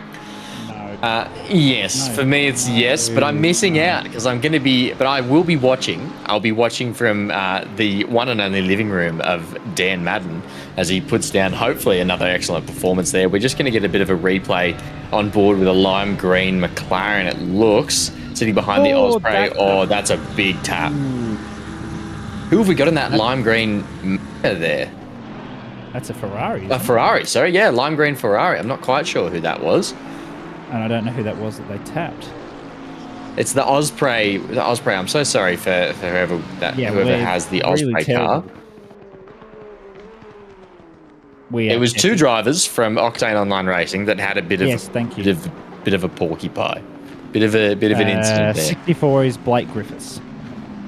Oh no! Lime green Ferrari. I should know that. It's going to be Chris Darth. And how could I forget Blake? I've been praising her Osprey livery the entire season so far. I'm so sorry, Blake. Anyway, we're on board with Prakash Armstrong here, bravely fighting and holding on for second. Has been watching as he almost runs wide there up through Dunlop, but manages to keep it together heading into Degner 1. This is a performance so far of a Pro-Am very similar to what we saw from crispy Steve Lewis last week. An insane driver and something that you could definitely pin up high on your corkboard if you're looking for a driver to admire at your level. Incredible stuff here from Prakash Armstrong. Benny Vintner going down the inside of the cleverly named hairpin. Holds it inside. Excellent move from Benny Vintner. I would argue not a dive bomb, was almost alongside coming into the braking zone. Excellent work and also excellent racecraft there from Prakash Armstrong as he gives him a little bit of room to get through without sacrificing too much drive himself. Take notes, people. Maybe around wide. Oh, that's Benny V's just completely missed his braking point there. Boom, there's no grip out there. Yeah, and will do. Vintner will go side by side. Whether it'll be enough, I don't know, but I'd be scared having people like Vintner and Bell and Marshall and Johnson all behind me. If I was Pascal Armstrong, I'd be very scared, and he's doing nicely though, and I think that mistake has actually put off Layla Bell there as well, and Marshall's just sitting back nicely. That's probably what I'd be doing. Johnson looks up the inside. Oh, that is something amazing. And that's we're going. Kong. Yes, that is great. Okay, 58.7 from Lucas. Can he get out? Like, come on. Lucas, what's he going to try and do? Catch the field from here now? He's already almost. He's looking to be a quarter of a lap ahead by the end of this one. We're seeing Vediger and Kong go side by side into the cleverly named first turn. God, there's so many good names here. Makes it very easy. But Kong gets ahead, holding off, fending off Vediger. Just behind him in the forward, the GTR Nissan sailing through, coming up into turn 2 and 3 and 4, staying ahead, finding that grippy line, tapping the brakes on every entrance, getting the car rolled around, pointing in the right direction. Prakash Armstrong. The question's been raised in chat, Hobbsy, whether or not Prakash Armstrong is still on controller, which is terrifying to think about. But either way, he's driving the pants off the thing at the moment. Oh, I am not sure. I knew he was on control at one point, but... Yep, that's a controller. Yeah, definitely. So that's a cracking effort. And one thing I did think about, Matty or Bell will go down the inside here and get a better exit than Vintner, and will do so, but Vintner should have a straight line. Given that we will be halfway through Sprint Series after this week, one thing that hasn't been mentioned is the Thermaltake, I'll get there, Thermaltake finals that come at the end of this season. Yeah, absolutely. Looking forward to it. I only know a little bits and piece about it, but I know you've been sitting on the admin side of it. The best of the best fight each other, fighting for the top prize, which I believe is an entire direct drive sim racing kit from Thermaltake. And prize 2 is also a Thermaltake tower as well. PC tower, the cute little fish tank looking boxy thing. I think it looks incredible, that little PC style. Definitely a smaller form factor than what many of us are used to, but I think they're so stylish. But correct me if I'm wrong, Hobbsy, it's the top of the pros and everyone from across the season coming in to battle each other. How many entrants are there? That when I've been figured out, Lucas Keys 58.7 again. There's a big train forming here. I believe it's the top 20 from over this season and last season. I could be wrong on that. As you look at Marshall just sneaking in with this little battle. Vintner has given way to Bell, who's gotten past up into P2 now as well, 12 seconds behind Keys, who's not really holding back. He's just in his own little league there at the moment. But yes, the finals prizes look great. Direct drive, as you said, from Thermaltake if you get P1, and second and third prize both get a racing green mid-tower chassis, which is great. And there will be a weekly prize that, of course, has been given out which is a Thermaltake Ventus Pro RGB gaming mouse. So I know people have been giving it. Oh, that's a tap there. Oh, that is a tap. Oh, that. And Pasca's given that. Oh, and then dangerous. Oh my God! Just keep going, but yeah, don't do that. That's and he's dropped 7 positions there. That's super tough.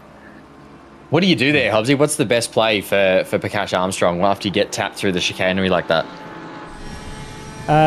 Yeah, that's for me. Just don't holding your brakes coming back onto the track. Especially, I think Pascal Armstrong might have thought it was his fault when I personally don't. In my opinion, I don't think it was his fault. So I would just continue on. If you get penalised, you get penalised. You can outdrive a penalty instead of having to, overtake people. Again, as you can see there from the OR count, finals night is Saturday, 8th of November. Lock that into your calendars. 2 races details will be out next week, and Car 64's got a 15-second penalty for a collision on that for going into Spoon.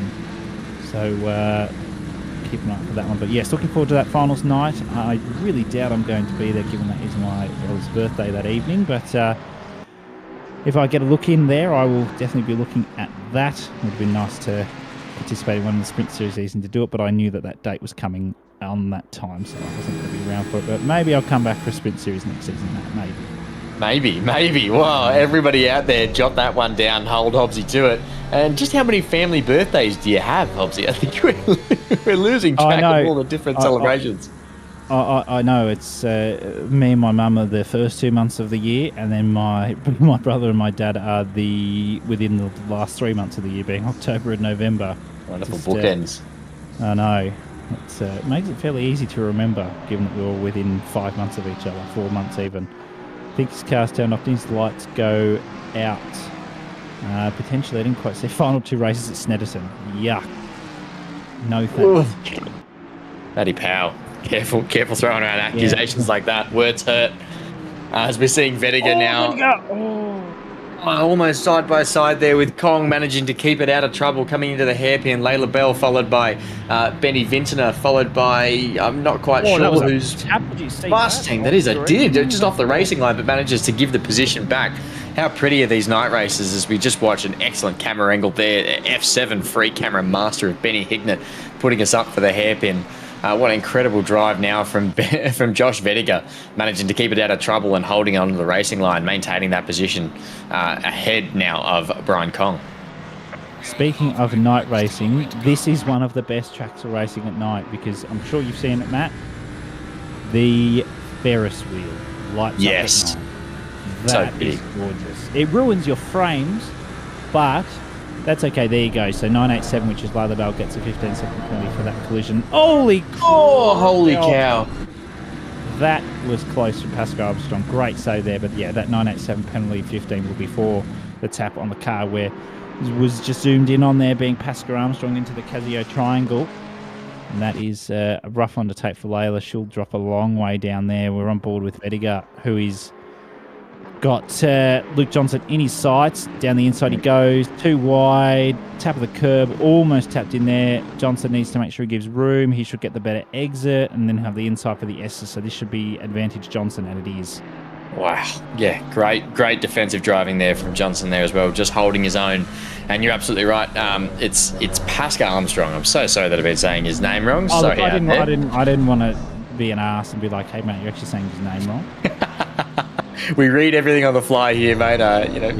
We do what we can, and sometimes we can't read. But excellent driving from him so far. Great work avoiding that as we see the beautiful bright green Ferris wheel. It's those little attentions to detail that make this game what it is, and I think that's one of them. Fantastic. Yeah, absolutely. Some good little battles going on here. We were just on the side view there. Brian Kong with Pascal Armstrong behind, and he's trying to chase down Vettiger, who's got past him. Rondonella's just sitting in that little pack there. So is Paul Britt. So is Jamie Comboy with Stan Buskovich as well. They're all sort of mingling in there. Sakanius is in there as well. So there's a train of about 6 cars sort of within 2 seconds of each other here, which is I'm a little bit scared where that could end up. I can't lie.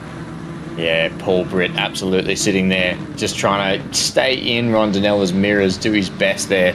Seeing some action in the chat. Marshy reckons that you did mean to be an arsehole, is the way that I'm reading that. And yeah, Yes. I'll side with Marshy here. Marshy's always my ally in chat, so it's 2 against 1 there. Sorry, Mitch, you're going to have to concede. I think you lose that one. As we see Rondinella and Britt almost side by side.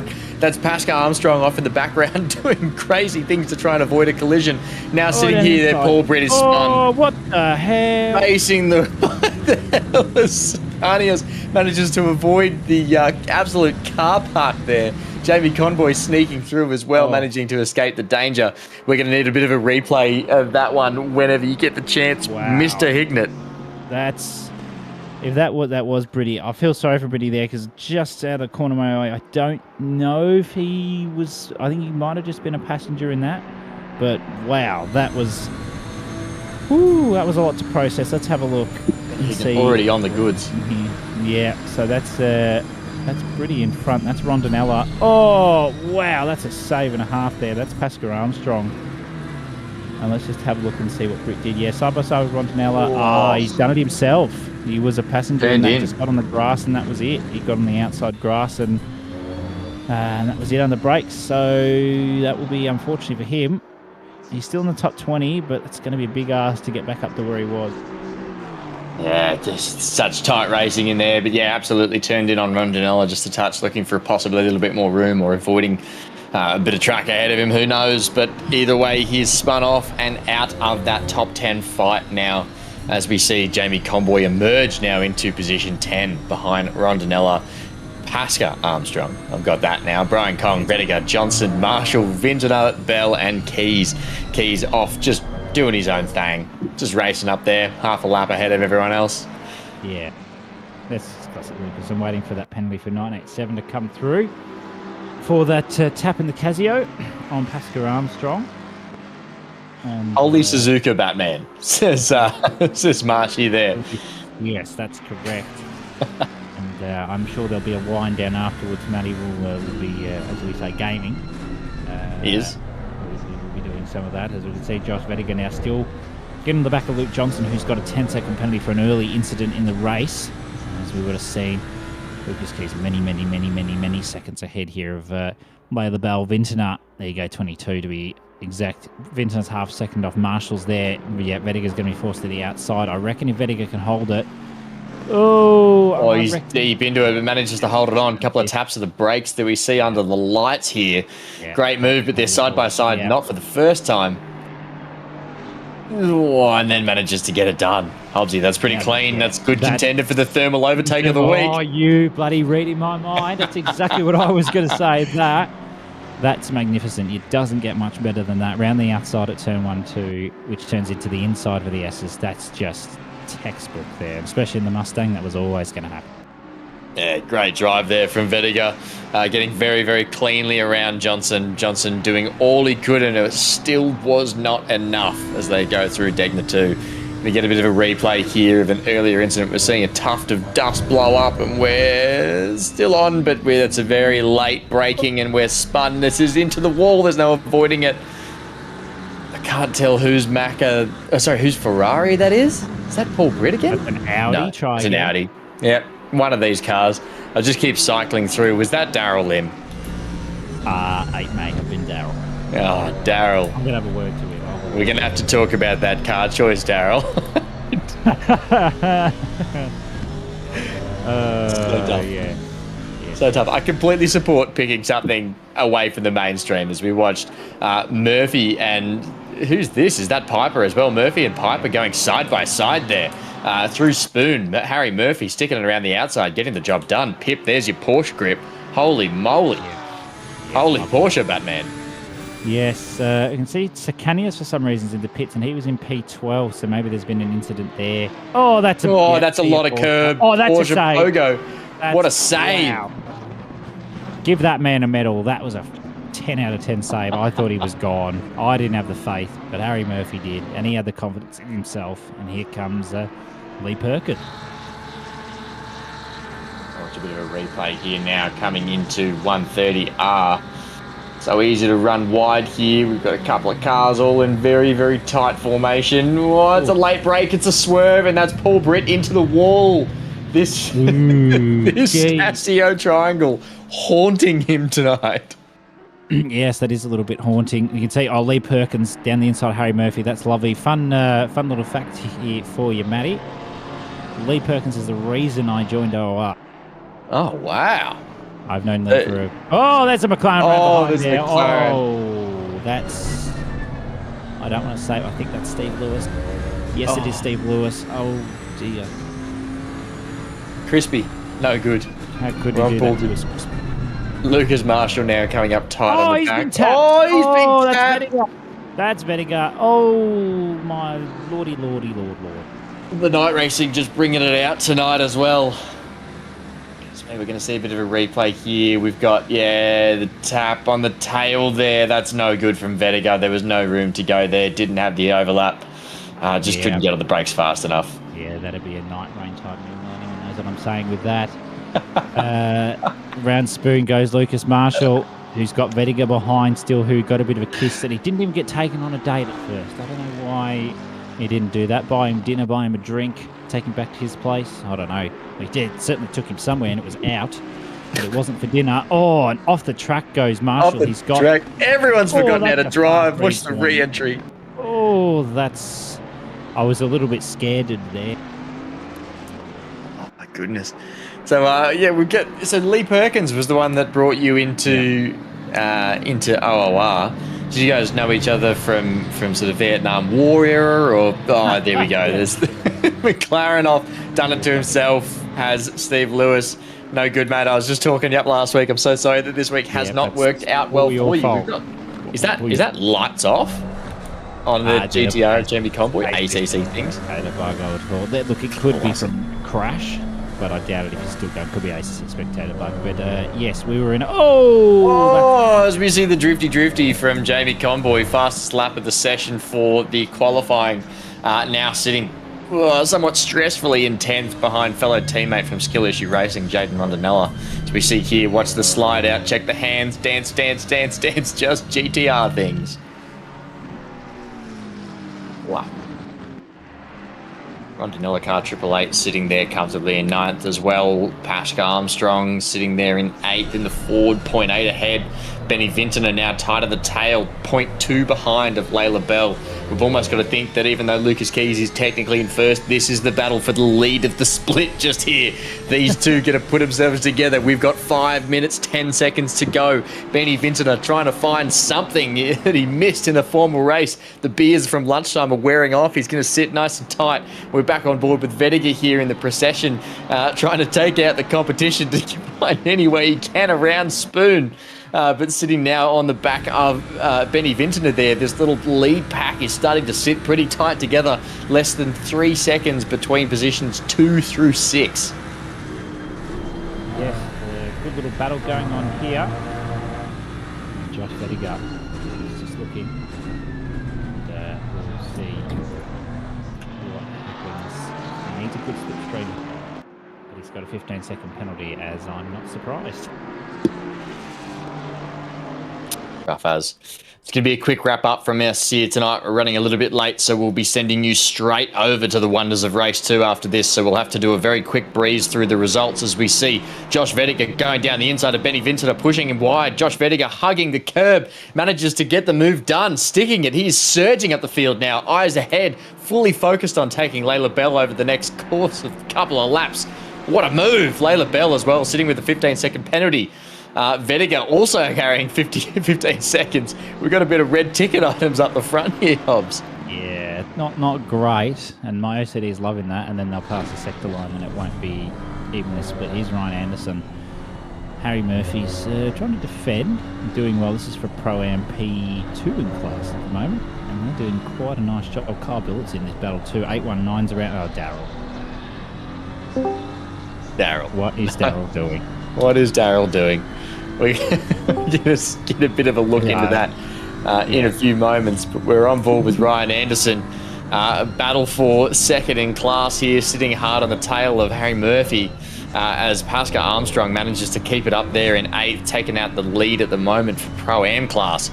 Followed by the next closest battle we've got for a different class is Silver, Piper and Perkins. Your mate there sitting. Perkins 3 seconds behind, doesn't appear to be gaining. These two are going tit for tat on lap times.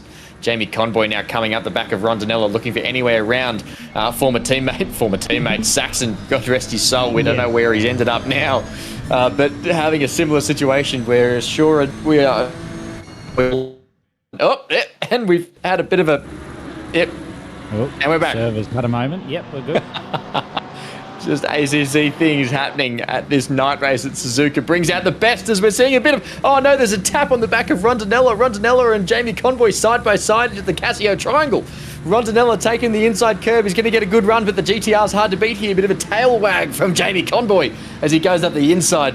Going to get the run here into turn 1. Got to use every bit of the stretch of the legs in the GTR. Coming up the inside, right down the centre line, is taking a bit of a defensive manoeuvre, cuts across and gets the move done as we see the brilliant, bright, beautiful tail lights and a bit of a slide from the Nissan GTR. And that's a save. That's a save.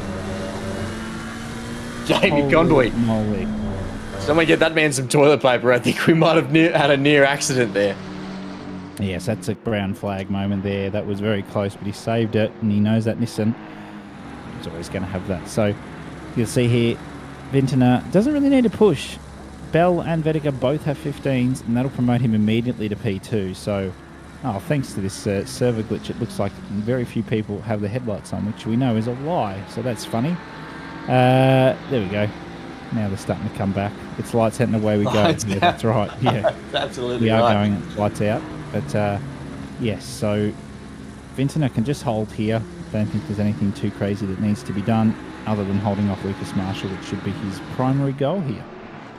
Absolutely. As we see, we're back on board with Jamie Conboy, having made up that position after a little bit of argy-bargy push and shove and an excellent run down the main straight here at Suzuka. For the Thermaltake Weekly Sprint Series, we're on board with split yellow at the moment, and things are not going well for Jamie Conboy as he goes sliding out wide through Spoon, losing all semblance of grip. They're going to go into the next straight out of Spoon and up into 130R with the position switch. And look, he got a penalty though, so JC doesn't have to fight this as hard if he doesn't want to. Let's see. Oh, don't go too wide into 130R, and they're doing it. Oh, Jamie Conboy, something's going on there. Has now lost the position to Buskovus, who just goes surging through up the inside of Rondinella there as well. There's a tap. There's a big punt there from Jamie Conboy. Jamie not staying, not waiting around to swap details, swap numbers and check insurance. He is off and racing. Yeah, that was, I think Buskovus just lost his braking point. He did.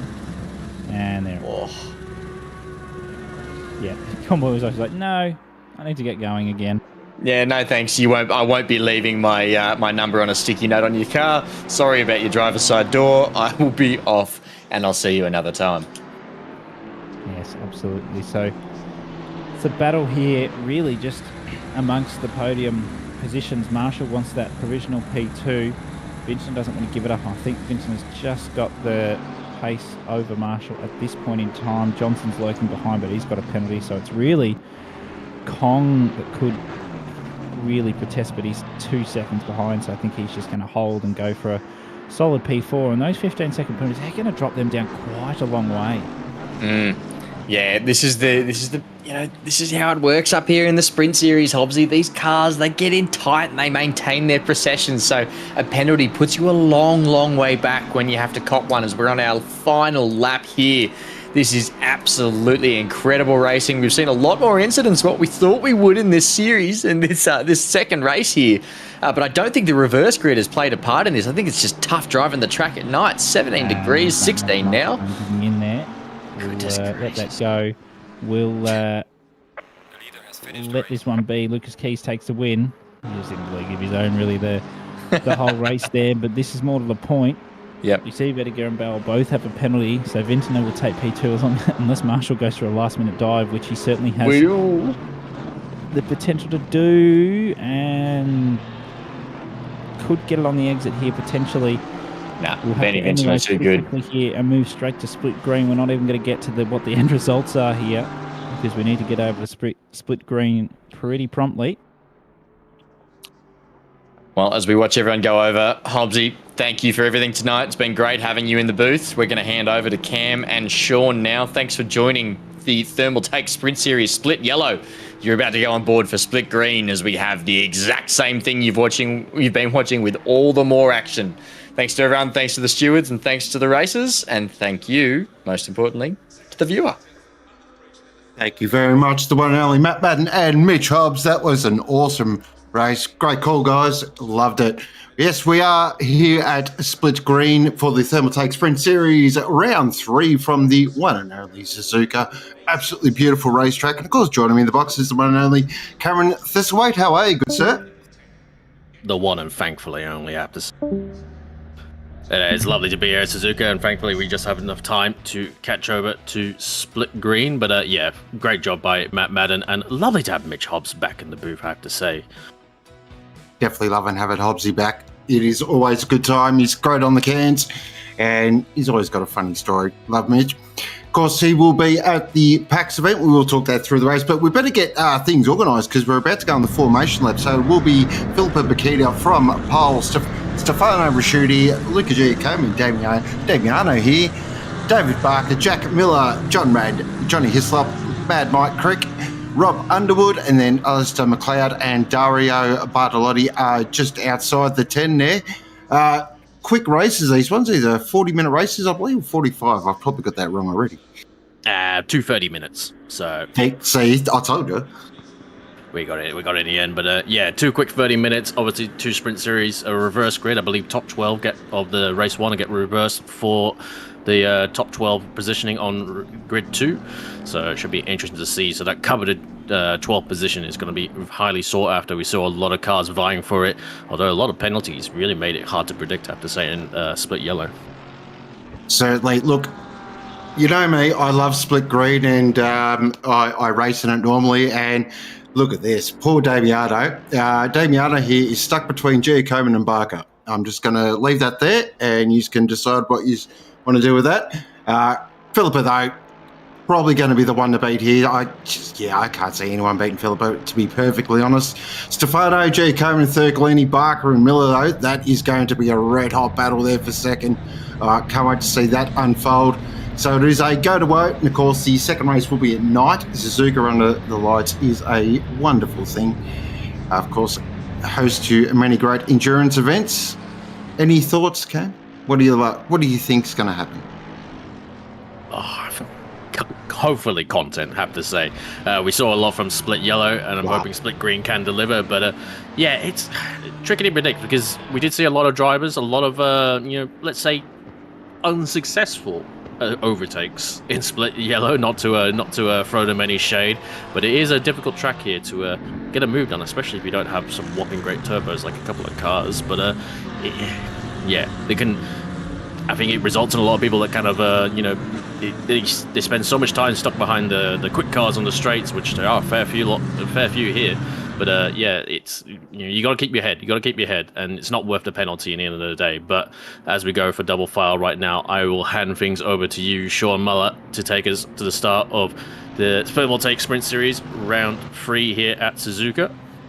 Thank you there, Cam. So here we go, Thermaltake Sprint Series, round 3, Split Green from Suzuka. Beautiful part of the world, famous racetrack. Just a tick over 5 kilometres, one of the very few figure-8 racetracks in the world. Got some of the most famous corners in the world. It is going to be Pip Bakita leading from pole, then Stefano, Giacomo, Thurcolini, Barker, Miller, Rad, Hislop, Crick and Underwood are your 10. And it's great to see a good mix of manufacturers as well. The Big Merc, good to see it up front. This, I think, is going to be a rip snorter. But as always, race 2, keep around for that one. Hope you've got your Red Bull or whatever keeps you awake at this time of the evening. Small grid, but I reckon it's going to be packed. Here we go. Of course, just got to wait to get past the control line, and we will be underway. And we are green as they head off down towards turn 1. Damiano does get a nice start there. He just pulls out of the substream of Stefano, but Stefano there around the outside of turn 1. There's a slight bit of contact, and he's held on to it though. Great save there from Rasciuti. Absolutely fantastic save. But it is Bakita got a nice clean start. Split Green looks like everyone is rolling along beautifully. So we are green and go as they head up now through the S's, up through Dunlop. fantastic part of the circuit. Really got to have a well-balanced car through here. Be so precise. Past the famous Ferris wheel.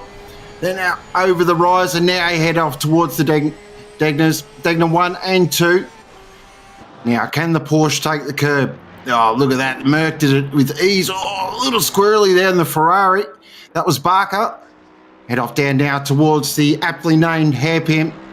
And who's going to be last of the late breakers? Good start so far, Cam. Yeah, definitely a clean start. No sign of a safety car right now, although it might have just jinxed things. Oh, it's crick there. Two cops are rear from the here from, I believe that is Tarab Bank, who really showed his prowess there in Paul Ricard last round, but not so successful this time.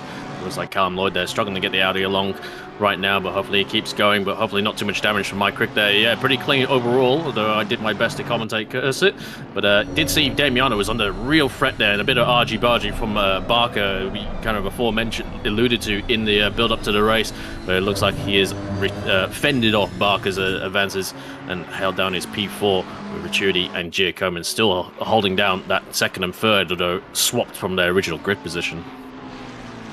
Certainly a Jack Miller there, of course, famous motorcycle rider. Here we are on board with Atura Bank as they go through 130R now. Just break it nice and straight. He's got Marvel right behind him, and then that's Ferrugia and the big Mustang there as well. Actually, a bit of a train forming up here. Andy Bishop's in there, Reinhardt's in there, Benny Oliver's in there. As Philippa pops in a 2024 opening lap. Yep, no worries, as you do, as Jack Miller tries to slide it up the inside, but pulls it back in at turn 1. Really important in Suzuki. You've really got to set up your overtakes early and know what you're doing. There's not many spots to do it. And when you do it, you've got to be super precise and absolutely decisive. So Miller is working on the back of Barker, and Rad here just sitting back and just waiting for his moment. Of course, 30-minute races, so... Ooh, that was... Porsche. Wow, that's Damiano. He's had a huge moment. Oh, he got away with 2 wheels on the grass, and he tries to go again at Degner 1. Has lost the position to Barker and Miller there by the looks of things. Under threat now from Rad in the orange McLaren. Thank you, Benny, to the replay. So, he just jumps 2 wheels and gets caught out. Car grounds out, goes wide, and to be honest, that's not too bad for dipping 2 wheels on the exit of that Dunlop curve right there. Oh, 100%. We've all been in the wall there. That's very well done. And did Miller lose a lot of time as well. Lost position there to Miller, but overall it didn't cost him too much. So he'll truck on. Having a fantastic season, Damiano is as well. Just second in the championship, if you don't mind, umpire. So really cracking along nicely. Hopefully we see him in the finals come towards the end of the year. Absolutely looking forward to that. It's going to be a rips and order. Top 20, absolutely all the biscuits on the table. One couple of races, I reckon. That'll be beautiful to watch. Oh, that's a bit wild. Wow-wee, Mike Crick. It's like 2 wheels on the grass there as he had the Lamborghini on his inside. Not sure if he was attacking or defending, where he was hunted or being hunted. But not too sure on that one, but I'm sure we'll find out eventually. But yeah, I have to say Jack Miller looking really quite strong right now on the heels of Barker. And speaking of which, Ricciardi fastest lap and on the heels of Giacomo as well. Very nice lap there. This is Stefano's really fired up here. Got that little tap early on at turn 1, and he wants a bit of revenge, I reckon. As we are looking here at Mike Crick's head down into the hairpin. Oh, avoidance, and got a boot from behind from one of the Porsches there. So I'm just trying to say who that was. Is that Bank? Bank. Yeah, it is Bank. Yep, that's right. Yeah, he's been on form, I have to say, Tarab Bank, but unfortunately not a good start to this round, I have to say. But live and learn. Hopefully that hasn't done too much diffuser damage to the GTR, but to be honest, it doesn't generate much downforce anyway, so who needs it? But look at Giacomo, still having to fend off Ricciardi. Not really putting any threat on Bakita. She extends the lead to 3.5 seconds. And yeah, shout out before, like you said, to Fercolini, second in the championship, only 5 points behind Filippo Bakita. And, there probably is a little bit to that, I have to say. He did win the round in at Watkins Glen, best conditions for the Porsche, but he still did an excellent job. And let's say I think Philip had a little bit of an off race, or the AMG just really wasn't suited to those conditions. But it happens to everyone. You got to take them when they come. Whoa, that's wild out of ding or two. I've done that before as well. Classic Porsche moment. That well saved though. No good avoidance from all the drivers. Jeez, I cannot speak today. I've been speaking on the phone all day and having meetings. Just been talking all day. It's killing me. But work phone's a brain scrambler. It's tell me about it. Oh dear. Oh, you've got a yellow. I think, yep, there we go. I did spot it on the other camera. I didn't want to call it too soon, but I think that's John Hislop. Just want to keep an eye on it. Oh, Stefano just showed the nose there, but G. Coleman was super late race. Going back to this replay and just find out what happened here. So it's come through 130R now, and he's just got a lot more pace and just the tap right outside. Oh, wow, nearly got through. Oh, what a save. Put it in first and keep going on the wood, surely. Oh, if he saved that, that's unbelievable. He tried to thread the needle. He nearly got it. Nearly got there. I reckon he was one number away from the big lottery, but he was. I think he actually got quite away. Apart from the tyre scrubbing and maybe a position loss, I think he might be okay. We've got a replay now. I think it is. Oh, here he goes. So he sees the carnage, left or right. Which way do I go? Oh, round. Beautiful. Neutral, oh, yes. That's your thermal. Nah, there's no thermal take of the week. That's your thermal take maneuver of the week. That is brilliant. Fantastic. Absolutely magnificent. Split green delivers, as we know. But oh my goodness, yeah, it was kind of bizarre. That I think that was McLeod in the Lamborghini ahead of John Hislop, and it looks like just way more committed, way more pace through that corner than the Lamborghini, and unfortunately it came to blows. I dare say I think Hislop might bear the brunt of that one. Yeah, I think so. That might be coming with a bit of a invoice. But, yeah, definitely. That is move of the week there from Robbie Underwood. Loved it. Here we go. Got ourselves, looks like another angle here. So you see the touch there, and then Robbie Underwood's just gone, yep, oh, no, couldn't do it. Love the commitment. And then the style points at the end. You've got to give 10 out of 10. Oh, wow. That was a lot closer than I thought as well. Holy moly. Yeah. A few people kind of moving from the right side of the track back to the middle, not realizing there was a car stop there, maybe blindsided by the cars ahead, but that's why you got to pay attention to those yellows. They're not thrown out for no reason, even though sometimes we kind of disregard them at sometimes. But yeah, that could have easily been a much bigger accident or secondary to that whole series, and a little bit unfortunate for Hislop. I think he tried to do his best to stop the car from rejoining, to kind of coming back on track to make contact with Underwood, but not too sure on that one. It must be jumping on board here with Stefano Shrewsbury. I love this place. Up through Dunlop now, and then head down towards Danger 1. You just look for that 50-metre board and just tap the brake, throw it in, then run it out as wide as you dare, and then back down a couple of gears, clip across the apex, then power down now towards the hairpin. Start thinking about your braking marker. How deep do you want to go? Do you take the outside line or throw it into the apex nice and late? Lovely there from Stefano. That was a beautiful hairpin. Now as I accelerate out towards 200R, he is putting the pressure on Giacomin here and just seeing if he can get a little bit of find a crack somewhere. So head off down towards the Devil's Corner. Who's the smoothest through here? Absolutely horrible corner. Shouldn't be on the track. Oh, spoons can be good things, Both very good through there. They're both so tidy through. I was just noticing that. Unbelievable. Have to throw it to them. Sorry to interrupt you on that one. My bad. But yeah, these guys are just another level. But two Ferraris against each other, it's not an easy to, we've said many times, it's really hard to get a move done when you're against the same machinery. I have to say, I thought maybe Giacomin might be the quicker driver when it comes to overall performance in this series, but can't recount Rashuti. He's been around long enough. He's bought the T-shirt, lost the T-shirt. He's done everything. He certainly has. He's seen all the tricks. So yeah, that battle I reckon is going to rage for 19 minutes. That one's not going away. And no, there's this one. Jack Miller's doing a great job, really putting the pressure on Barker here. So Now, I just want to keep an eye on that gap as well to Damiano, see if he can catch up with those. Oh, blood a lot. Here we go, up the inside of turn one. You've got to be really brave to do that.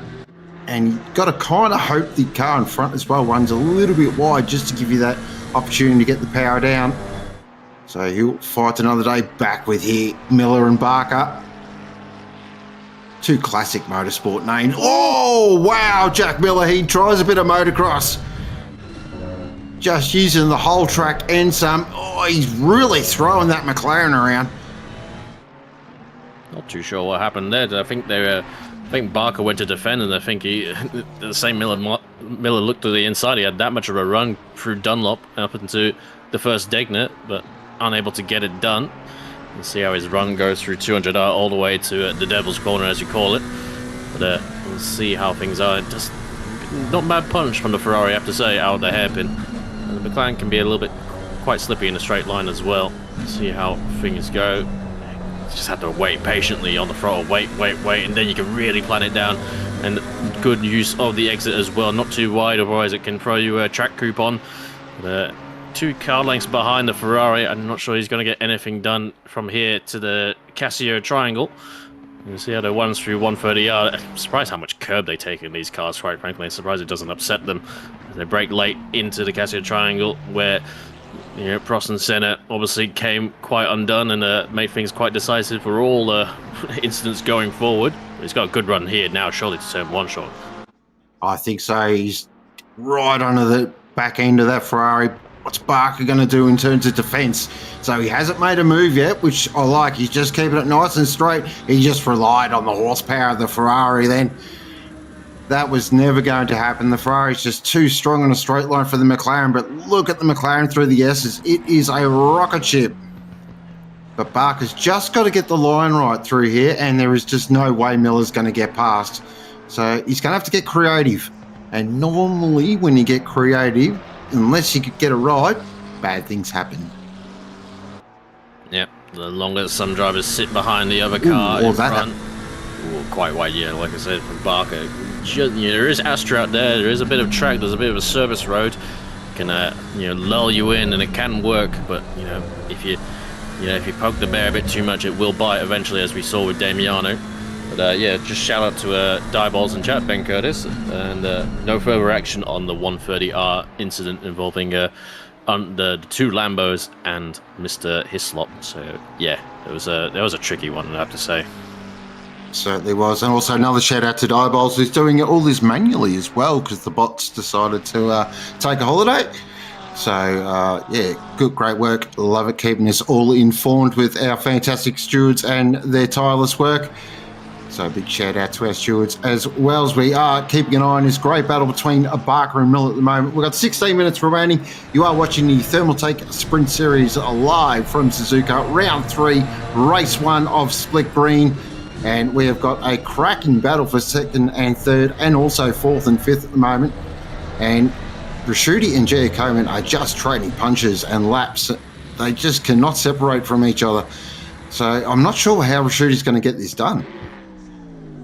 Yeah, it's very tricky, and having watched Ricciuti for a long time as well, he won't send anything that he's unsure about. He's a very careful and calculated operator. Oh, a bit wide there from Giacomin, but nothing to really do. It is very one line through the S's, left, right, and times it by 2. You really can't get much of a move done through the sector 1, and it's I have to say it's quite a frustrating sector, because it pretty much makes and breaks the whole lap, as there's so much time to be gained there. Ooh, a little bit of a wiggle there from Giacomin in the red Ferrari, but still be able to hold quite a decent gap over Ricciuti as well. I'm not sure if there's really any much drag, dirty air factor for these guys. And Jack Miller's still here, right on the back of Barker in this Ferrari. And I was quite surprised. I didn't realize how strong the Ferrari was on the straights, because I feel like the McLaren is just as strong, but I think it takes a little bit longer to get there, I have to say. Look who's lurking in the background. Damiano here is just starting to wind the Porsche up, because these two, I think, are just starting to hold each other up a little bit, and Damiano senses an opportunity here. Now, can J-Rad as well just tag along and grab Pro-Am honours? Of course, a long-time Pro-Am driver the heartache story probably of the year for mine. We all remember what happened. I'd love to see him get up there and get another podium or a victory again. Be great. But it is Filippo Paqueta leading the way by, I don't know, we'll just take a guess, 8 seconds. Oh, look at that. The calendar. Yeah, she has got it all to herself. Oh, nice little slide there. That was beautiful to watch. Definitely can get away with the AMG. Barely even notice. Not to take anything away from these guys, but I was just looking at obviously top 12 of this. The top 12 of this race will be reverse grid, so you know that we would think based on it right now, Noah Reinhardt is potentially the pole position, but obviously Tarab Bank, who we didn't mention before, actually got a 10-second penalty for that contact with Mike Crick at the hairpin. So he will send it back, and everyone from he's not 10 seconds ahead of everyone, and there is actually a big battle. But top 10, my apologies. I've completely got things wrong. I don't know why I heard top 12. I heard a 12, and I should have done better. But either way, I think it's going to be a pretty close contest for I think Andy Bishop there with only 3 seconds to Noah Reinhardt, and Ben Oliver and all them still behind as well. As Faruga, it looks like he's dropped a few positions. Yeah, so top 10, that's interesting. So Andy O'Nam on pole. Oh, I love that. That is going to be very interesting for race 2. So make sure you do stick around. Thermaltake Sprint Series, race 2, course coming up after. Oh, again, that Ferrari just does not look nice through there. It looks like it's just not handling that curb. It probably feels great in the car, but it just doesn't look great on camera. And the McLaren just looks like, especially through a lot of this stuff and the S's, it can just point it where he wants. Here, Miller, where the Ferrari Barker's very much relying on the power out of the corner and just trying to carry maximum speed on the straight.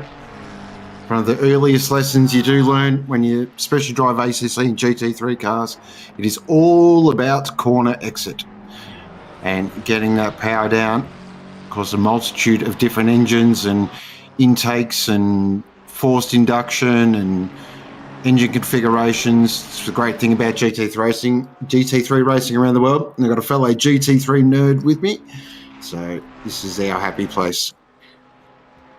Yeah, absolutely love to be here. And the GT3 forums around the world, or any GT racing, quite frankly.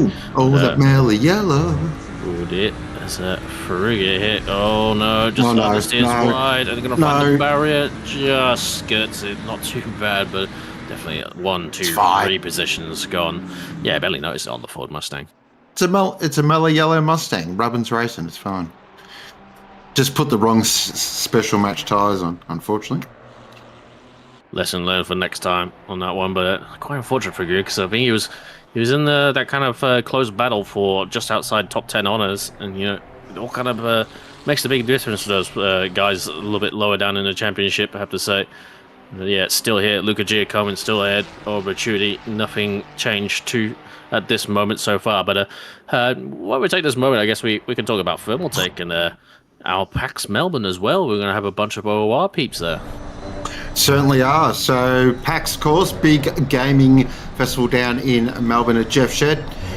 It's a 3-day event. I've been a few years ago now. Not going this year, unfortunately I didn't get tickets, but it is an awesome event. If you're into your gaming and that, it is a must thing to do. And Thermaltake, of course, will have a stand there. Just looked a bit weird there from Rashuti. He's trying to line him up at Spoon and thinks better of it. Yeah, Thermaltake will have a stand there. They'll have all their sim gear there. You can jump on, have a go. Also the motion rig, which is pretty awesome. And of course some OOR peeps. The one and only Matt Powell will be there, so you can meet the man, the myth, the legend himself. I'm sure he'll have a story to tell, and there'll be a lap time as well. Oh, you got to beat Pip's hot lap time, and Matt will give the money himself. Oh, wow, that's worth entry alone just to have that happen. Fantastic. So definitely get along if you are going along the PAX. Go check out the Thermaltake stand, and more importantly, go meet some of the legends that from OOR's. Mike Crick, speaking of legends, that was not legendary though, unfortunately. And the GTR does not like that. Unfortunate. Unlucky there for Mad Mike Crick. Oh, G coming, does run wide. does pull it back in the line, though. That's just a little opportunity maybe there for Rashidi, but he'll remember that. He'll put that in the memory bank, and hopefully that doesn't happen again for G. Coleman, but just a little opening. Yeah, gave him a little bit of a sniff and see if he can Sorry, respond. Matt. No, hang on, Matt. No, it's set on stream now. Too late. Too late. No backseas, no refunds on that one. Although I had to say, if I was a betting man, your money's pretty safe. Unless we find a new prodigy out there, and you never know. Even when you think, this person's the quickest, there's always a new generation of racers every year. That's the beauty of sim racing. I know. His name's Franz. He's pretty good, apparently. Yep. You got him on the payroll. You got a management system all kept up for him. You got him signed on, have you? Oh, look, he just does it for the love. Those are the ones you got to be scared of, because if they actually tried, and how good could they be? Exactly.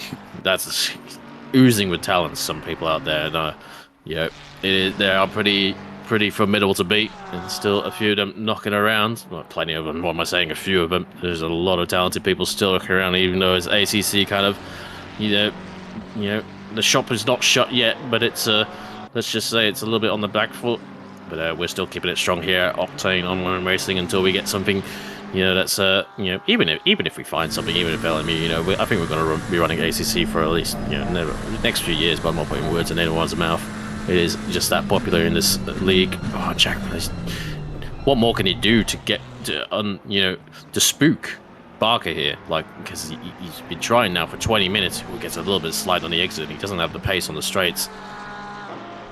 Yeah, it's a tricky one. You've got to... again, Stefano's really, really good through there. Turn one, he just has absolutely dialed in, but then just loses it on the exit. How good is he through the S's?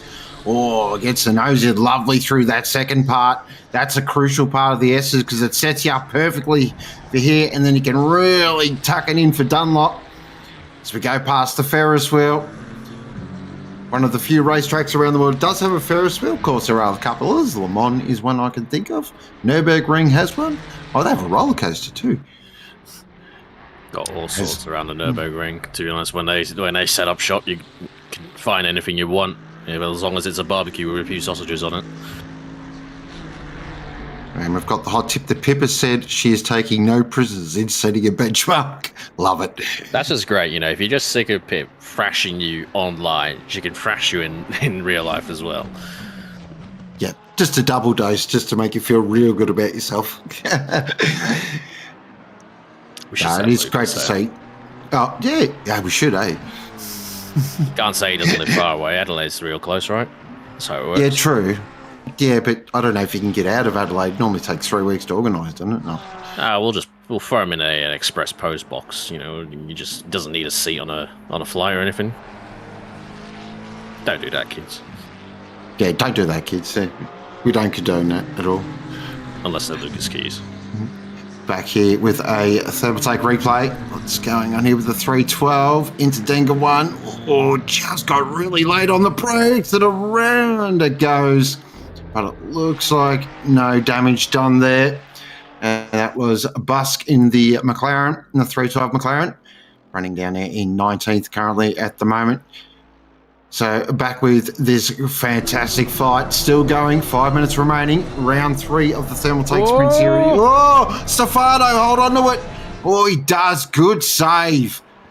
But that, I think, is the challenge done, because those tyres will be saying no thank you. On board here. And just, lovely bit of car control. That's a great save. He was just a little bit wide of the first part of the corner, and then he had to, try to give it a little bit more steering rotation. And as he was coming up to the edge of the track, didn't want to go out of bounds because you can get a track limit there. And the mid-engine car does mid-engine things, I have to say. But there's let Giacomo off the hook with about a 1.5 second lead. But I'm sure Ricciuti will try and come back at him. But no good for Ricciuti's tyres, I'm sure. But 5 minutes, not to pour water on that fire, but I think if he's holding him down this long, I dare say it's not going to change in the last 5 minutes, but I'll happily be proven wrong. Same for these guys, Jack Miller and David Barker as well. See if anything comes out. It's just those Ferraris are just so good out of the corners there. You know, it's a wonder what functioning TC does. And also on Bubble Watch, looks like Reinhardt's going to claim that 10th position currently at the moment. Just doing some quick maths in my head. I know, never do it on stream, but yeah, based on what I'm looking at, looks like, yeah, it will be Reinhardt that will lead away from pole for race 2 in the night, which is always a fantastic sight. Suzuka at night is one of those just chef kisses kind of things. It's such a good track at night. Absolutely love it. Low grip, it's a real driver's circuit. Absolutely love Suzuka. It's in my top 5 all time on any sim. I think it's fantastic. It's, yeah, proper track. Lucas has said he can't compete by default, so you know. Boo! Come on, Lucas. Yeah, anyway, but yeah, who else could we send? You know, I'm not too sure who else in Australia we could send to beat Pip's time, but not to harp on about it too much. But yeah, it looks like Noah Reinhardt is on pole for that pole position. But I have to say, if you try to rank, you know, one, you'd be regretting that move because it costs you 10 seconds, but it's got to put you outside of the top 10, so you just got to be even. Oh, Ben Hignett, he's got it. There we go. Confidence, man. I love it. Benny Hignett. That's what we want to see. Oh, Barker just got a little sideways there out through Dunlop, and it again, another little opening. Oh, Jack Miller, he tries to back it in, motocross style. Using a whole lot more curb than Barker as well. Oh, is he close enough for maybe a sneaky shot down at the hairpin?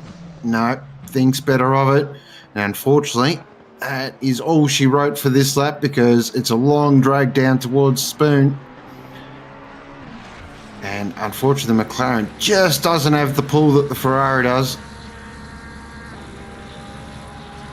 It is one car.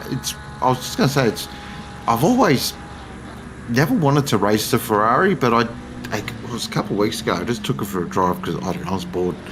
And I was like, this one actually, it felt good. So, but I don't know, I just can't get used to the sound. Yeah, it sounds a bit of a sticking point with me. I need something. Oh, Jack looks like he's getting close and close, but he's unfortunately not close enough to draw alongside. He's as close as he's ever been, though. Surely Barker has to go defensive into the Casio triangle, and he's going to be a car length ahead and slows up on exit. Miller has to get out of it. He cuts the second part and tries to get a good run, but unfortunately I don't think it's going to be able to do from the Ferrari. He gets a great exit, though. That's the closest they've ever been. What more? But he can't throw away this play, surely, Jack Miller. I think he's got that in the back of his mind. Yeah, 100%. I mean, he's the leading Pro-Am, so he's got that to think about, and he's currently second in the Silver Pro-Am Championship with Robbie Underwood currently leading the way at the moment. And Robbie, he's in front of Rob, so he'll be thinking about that, I reckon, as well, but as just a quick the 8 gets a 5-second penalty for moving under braking on lap 12 at the Casio Triangle. As we're back on board here with Jack Miller chasing after David Barker. 1 minute remaining, so it is go time. If Miller's got another trick left in the kit bag, it's time to bring it out. He's so good through Denga 1 and 2, though. He's lightning through here. The McLaren is just dynamite. He just not close enough shot ahead of him. He'd be begging for maybe just an extra 10 horsepower. But unfortunately, just the way it works. You got 2 more cylinders, but it's getting Yeah. Ferrari is just too good, but it's good on the exits and has enough poke down the straight. Yeah. Oh, a little bit of wiggle there for David Barker, though. And I think it's going to give Miller, he's just going to encourage him, like, there's a chance, but unfortunately he's too far back to really capitalise. I'm not sure what he could have really done if he was there either. Personally, he's just still here, waiting on the wings, sitting around, he's just watching the parade. And now just super clean through 130R. It's Really nice, the Porsche. I love the Porsche Suzuka. It's one of my favourite combos. But it is going to be Barker that does hold on. Oh, Pip won, by the way. Luca Giacomin. Oh, we've got one more lap. Oh, what are we getting excited for? Look at that. Oh, God, went the early crow. Steady on, steady on. I know. What's going on? Oh, no, Barker. Oh, lap traffic. What's going on there? Oh, that looked awkward as, you know what, walking in on your parents. Unbelievable. So I think that was Luca Marble, who's got an SG30 as well. So I don't know what happened there. Yeah, not sure what it is. Wow, we really upset Barker, I have to say. And good thing it wasn't the last lap, but Jack Miller showing he's done. He tries to hold the tighter line, but I think he scrubbed a little bit on the exit. Look at the poke. Look at the turbo spool from the Ferrari. Just able to pull out car length over the crest, but more committed through Degner 1 and Degner 2 on the gearbox, on the diffuser, and he's gonna have a look. I wish he could go for it like Kamui Kobayashi many years ago, but you can't really get that done in these GT cars. He has a look. Barker defends the middle of the track and gets so close to the McLaren, but I'm not sure if he's really going to have the exit really to capitalize. And you see the Ferrari pulls away again, 2 car lengths right there, even though he was right on the gearbox. And the McLaren, I have to say, from what I remember, it's not the best car out of the corners either. So we'll see how things go as Pip rounds the Casio Triangle, so not too far away from the end of this race. It is the last lap. You see now through Spoon, through the Devil's Corner. He's got a good run as Jack Miller here, but can he do anything? Can he upset the Ferrari? As they come down to 130 yard, the classic corner. Barker goes to the middle of the track. Jack goes to the middle of the track too. There's a small overlap. Is it going to mind? Oh, he goes wide as Ben Barker, but I think he's done enough. David Barker, my apologies. And I'm not sure of what's going to come of that, whether Jack might feel like he has to call his number, but I don't think he really had much of a stake to that claim, and it is going to be Barker ahead of Miller with Trudy and Giacomin just up ahead, and of course, Philip Abikita takes the win. Fantastic racing there from Miller and Barker. Great call as well, Cam. That was awesome. That was a pretty good race for race 1. So it was Pip Abikita taking the win from Luca Giacomin, Stefano Rasciuti, David Barker, Jack Miller, Daviano here, Rad, Underwood, Bank and Bishop RU10 on track, but Bank of course will be serving that invoice, so that will swap around and that will put Reinhardt on the pole I better get that right, for race 2 in the night. But of course we've got super qualifying coming up for 11 and down. It'll be a quick, short, sharp session. So you got to get out, set your lap, and then get back in so we can get race 2 underway. What do you reckon? Good. I reckon it was not a bad race, Ken. Yeah, pretty good race. We had a few moments, a few scares with the Lamborghinis and Mr. Hislop at 130 yard, but it was looking a little bit like kind of things were going to be status quo. But that last lap between Barker and Miller was definitely very tantalizing. Even if the result didn't change, but it just takes that one small little mistake. I'm not too sure what was happening with the BMW, like I mentioned before.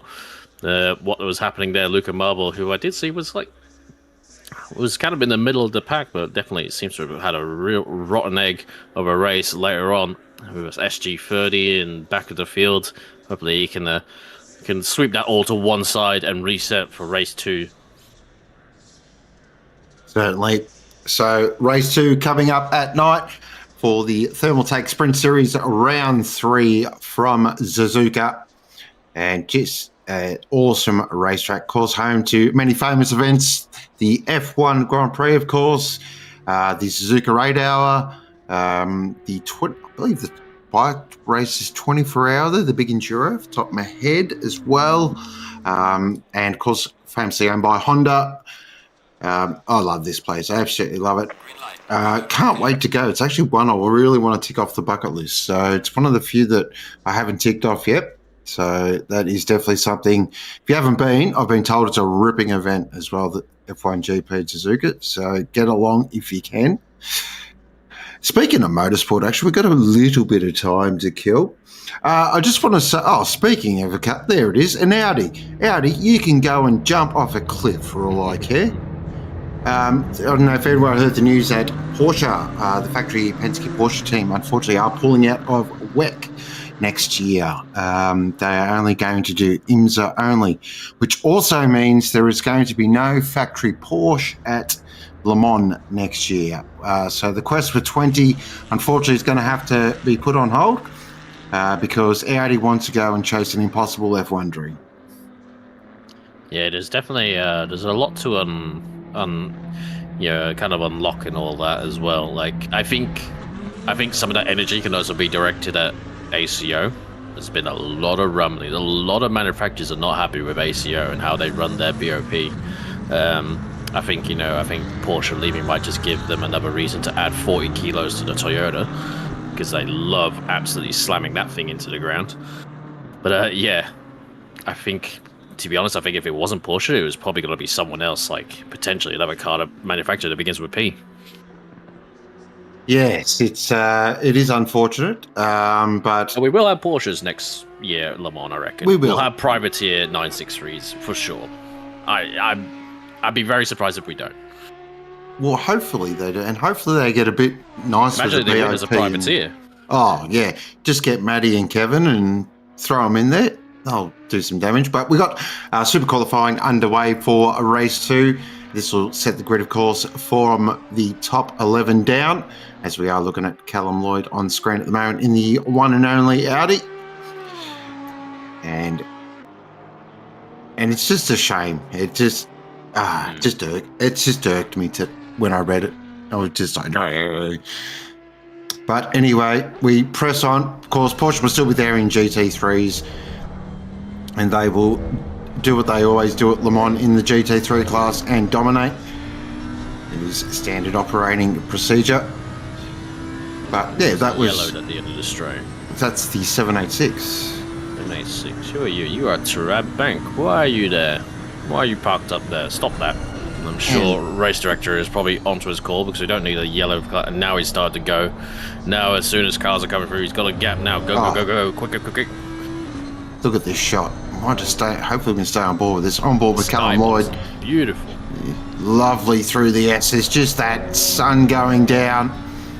Just a real classic shot in motorsport. Now up through Dunlop, and you can just see the Ferris wheel now lighting up. Nice through Dunlop. That was actually a nice line there. Now down towards the Dangers. Really important here. Again, 50 mark. That's your big sort of point. Tip it in, then dab of the brake, tip it back in again. Just missed the apex there. Callum Lloyd now off towards the hairpin.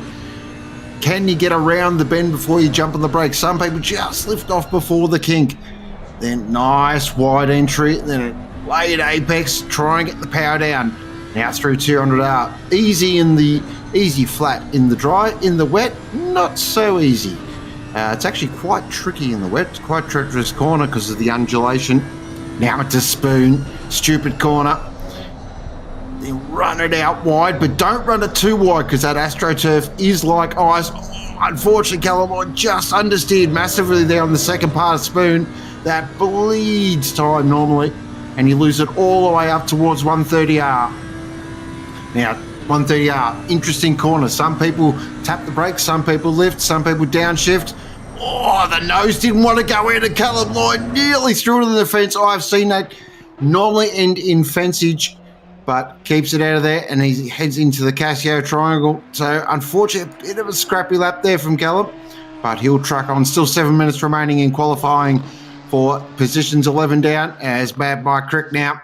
He should be able to give us a bit more of an indicative lap time and see where he's at. As he drops up to the top of the 2:01.46. Not bad from Mad Mike. He's banked now. This looks like, I reckon this will be a quick lap. What do you reckon there, Cam? Yeah, we'll see. Well, turns out it wasn't There we bad. go. Nice. Anyway, this will be the good lap. We'll, it's only, only fair, but I have to say it's sweet irony. We get Sean Muller to commentate an Audi lap. That's the fate of the universe, unfortunately. But Dylan Gamble now, we'll see what he produces across the line. You have to remember the timing line is not the short line like we just passed. It's this one, the actual start line.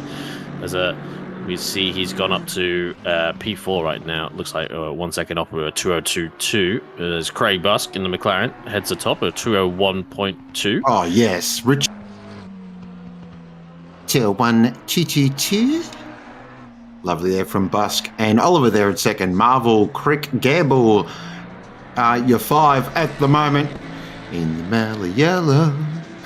It's Ferrugia. That is a ripping livery.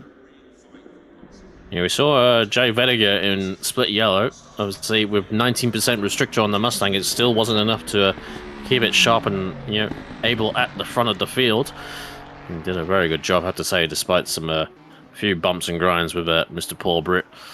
But I have to say, I didn't quite catch what split yellow the best lap time, obviously, for the second quali, and obviously, second quali is a little bit unrepresentative. It is different temps, and obviously half the 10 cars, 10 of the quickest cars are generally not competing either. But just for a reference lap, the first qualifying in split yellow was a 59.0, and that was in let's just say warmer conditions than this. There you go. So Mark's up on his split 0.7, so this will be a pretty good lap actually from my. It is a 2-minute 0.6. Very nice lap there from Mad Mike. But Johnny Hislop, Chufatali, what's he got here?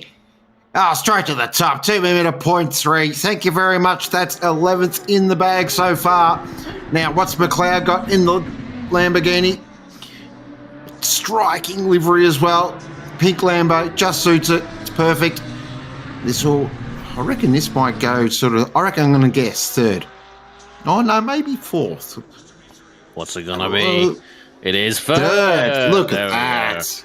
A fair old margin as well. Oh, immediately displaced to fourth by Busk as well. So, but you're still right technically. But yeah, interesting. We got a few of those quick drivers that obviously had a few incidents in race 1. Obviously looking to be the quickest around for the second qualifying. Obviously, they're all fighting for P11 at best, as the top 10 from race grid get flipped around. Looks like Crick here isn't up in his lap, but unfortunately, I think he's caught Callum Lloyd while he's still on a valid. I'm not too sure if he's got to go quicker. And does the GTR need a slipstream? I don't think it really needs it. Shouldn't need it. Definitely not. It is a rocket ship. I mean, it looks like a brick, but it is a rocket ship. There's McLeod. Here he is. I was wondering where Oliver was. And the Oh, wow. Way. Gamble just showed that is how you take one of the Porsche. Just slide it out there. Why not? Yeah, lovely to watch. On a lap here, Oliver, as well.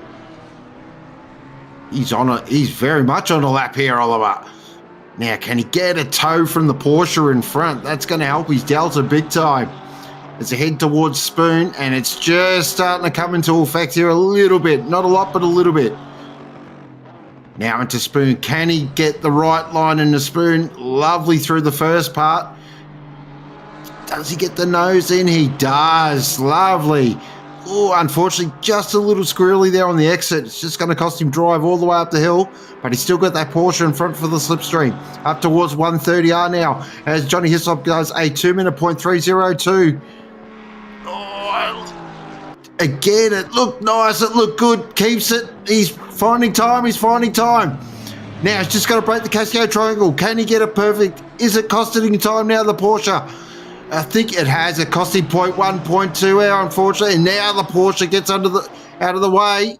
Ooh, I might like to be in that Porsche camp. There might be a conversation there.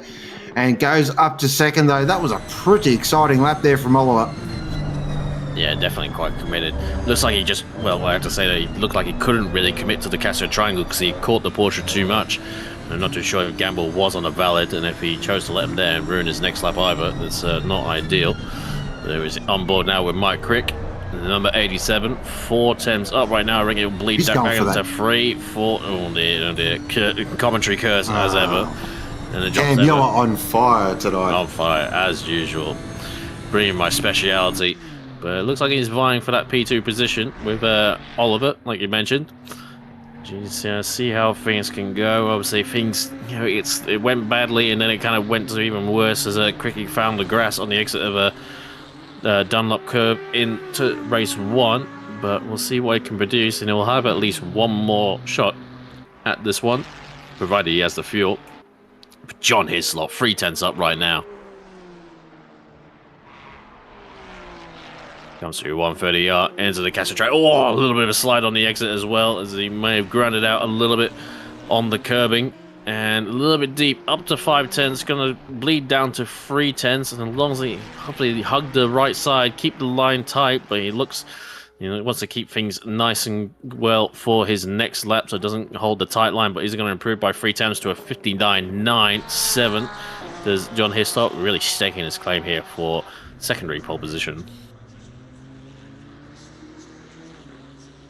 Certainly. Looking here at Bank, currently in 7th at the moment. Got to find a lap here.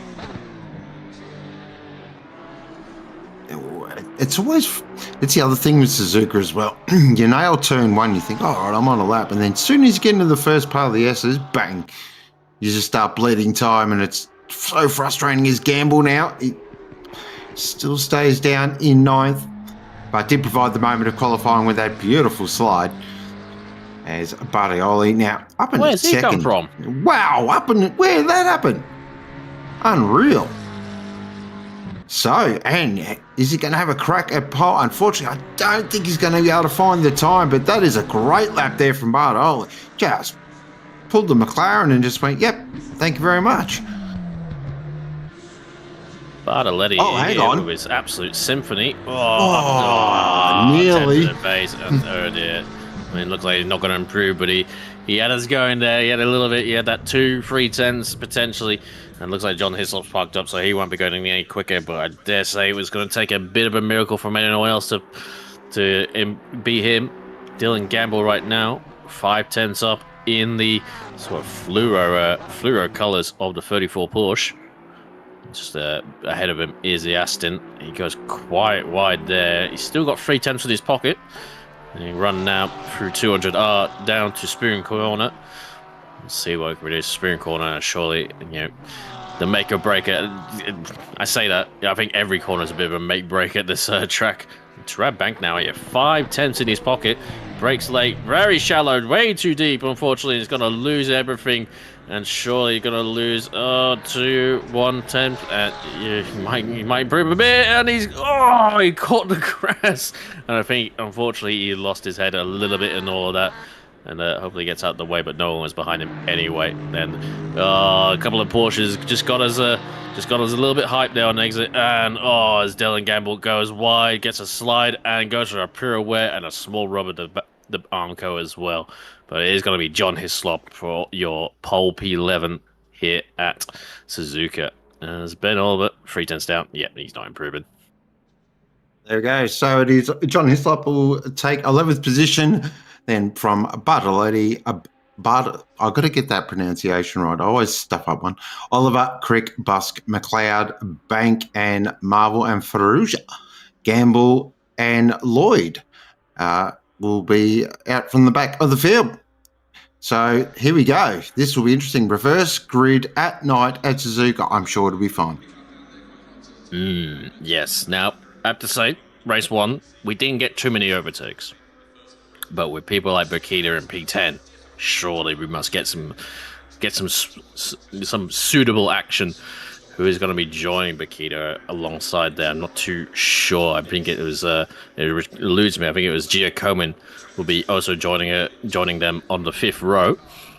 And obviously we'll have to sort things out. Obviously the race director will sort things out on the manual grid, so we'll see a few of the cars go through they'll once they hit the formation lap, some of the cars will get sorted out in the correct order.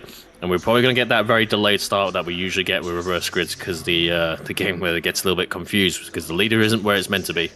That's just how things are with the reverse grid. Nighttime racing. I have to say, I kind of prefer when a track has got no lights at all. I don't really like a lit track. I prefer, one that's kind of in darkness as much, because it's no point racing in the dark if it's just going to be lit up, in my opinion. I agree as well. I definitely prefer a darker track. Something like a Kyalami is more my style, or down the Mulsanne at Le Mans, or proper darkness. When it's lit up a little bit, it'll take away a little bit from that immersion, as they say. Because we are rambling, it is Cam and Sean. What did you expect? It is because you are watching the Thermaltake Sprint Series round 3 from Suzuka Split Green. Big shout out to Thermaltake for continued support of the series. And of course, go check out thermaltake.com for all their awesome gear. If you're looking for a PC case or some fans or some sim gear, Thermaltake are amazing. And of course, if you are Patreon, you get a cheeky discount, which is always nice as well. 10%, I believe, which is a rips and order. Lovely. Thank you so much to Phil. Lovely. Lovely. Sorry. Don't hit me with the rip snorter, please. I don't know how to respond to that one. But anything. I was saying before with the race director having this whole thing as the lights all turn on, as in quite a racing car lights. What do we expect? Absolute blinders. But yeah, thank you to all the people out there who are helping sort this out. All the race directors. We always have a race director in every split. It's not one person doing everything. It's usually someone else. People like Logan Burton, etc., Ben Curtis, stewards as well. So we see there the first there, Noah Reinhardt. He is going to be on pole as well. And Dyball says in chat he's first recently up from academy. So have fun, mate. You're going to be heading the field for race 2. But yeah, thank you to everyone, all the stewards, all the people.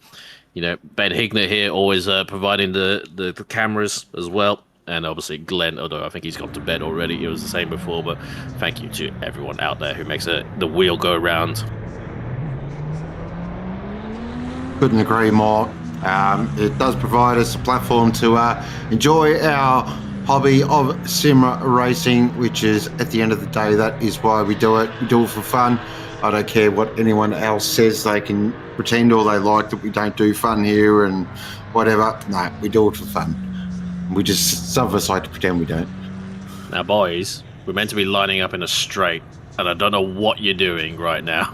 You can't see it on the main feed, but I can see on the secondary cameras. There's a little bit like you're meant. I can understand for Noah, but I'm not too sure what some of these guys are doing right now. But it's fine. It's fine. We'll all learn. But I'm hoping everyone is in the right order. And thank you to the race directors, because I'm sure they're pulling their hair out right now. Like, what are you doing? Here is Reinhardt, of course, up from the Academy Series. And this will be his first pole start as well. Thank you for Dieballs for that little tidbit of information.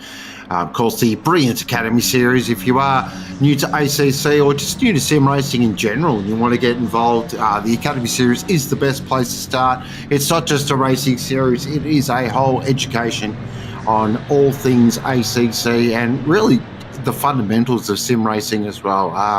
I've come from the Academy Series. Many of our drivers have. So it's a fantastic series, and walkthroughs as well. They're always awesome if you want to pick up that inside line on all the different circuits as well. It's a ripping series on Tuesday evenings, and all the information, of course, is in the OOR Discord.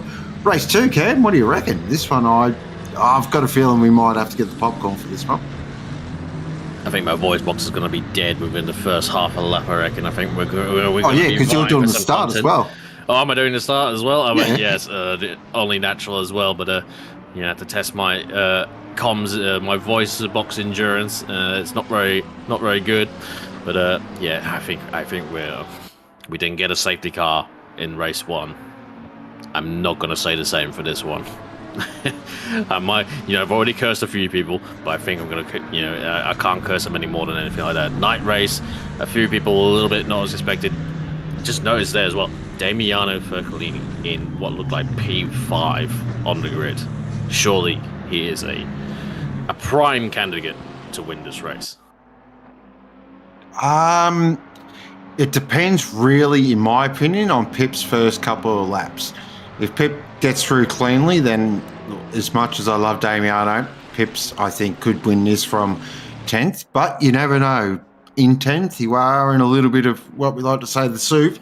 So anything can happen. But yeah, looking forward to this one. This is going to be awesome. Race 2, Thermaltake Sprint Series. Handing it over to the one and only Cam Thistlethwaite. Thank you very much, Sean. I'll do my best. As yet, there's no Reinhardt in the 43 corners. colours, the Dynaco colours, as we all know.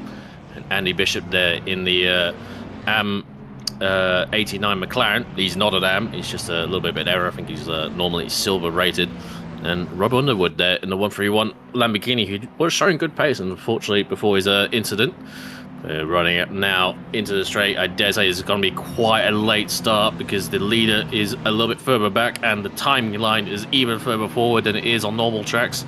But Noah Reinhardt is going to be having the net pole position. We're waiting for those lights as the lights come on as it's night race here at race 2 of the Thermaltake Sprint Series for round 3. And we're still waiting. We're going to be at turn 1 if they don't go green, and they have gone green, and it's a good start for Fercolini. He draws alongside John Rad there as Jack Miller on the outside going to get pushed onto the grass if he's not careful as they come round now to there, and not seeing any incidents. It is going to be Reinhardt ahead of Underwood and ahead of Fercolini as he's gone ahead. Andy Bishop dropped down now to P4, and there's all sorts of vying there. The red Ferrari looking for maybe P6 as they were temporarily free wide into the first part of the S's, but Noah still ahead of Underwood at the moment with Fercolini.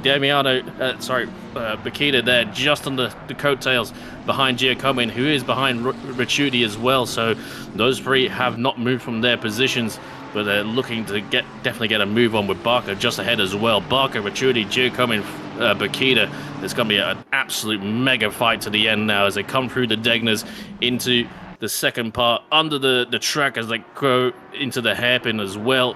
A little careful jink to the right, and Rob Underwood, he had a sniff, he had a look, he tried to upset Noah Reinhardt, but Noah didn't crack, and he got the apex and got the run out of the hairpin as well. But I have to say, a very clean start. We've seen the mellow yellow Mustang catching up a little bit, might have had a few spins here or there, but I say excellent racing from everyone. There's Underwood there with Fercolini going his inside, potentially wheel bang between the Lambo and the Porsche, but Fercolini has come out on top with Underwood relegated to third place right now as they run now down into 130 yards. Sean, please.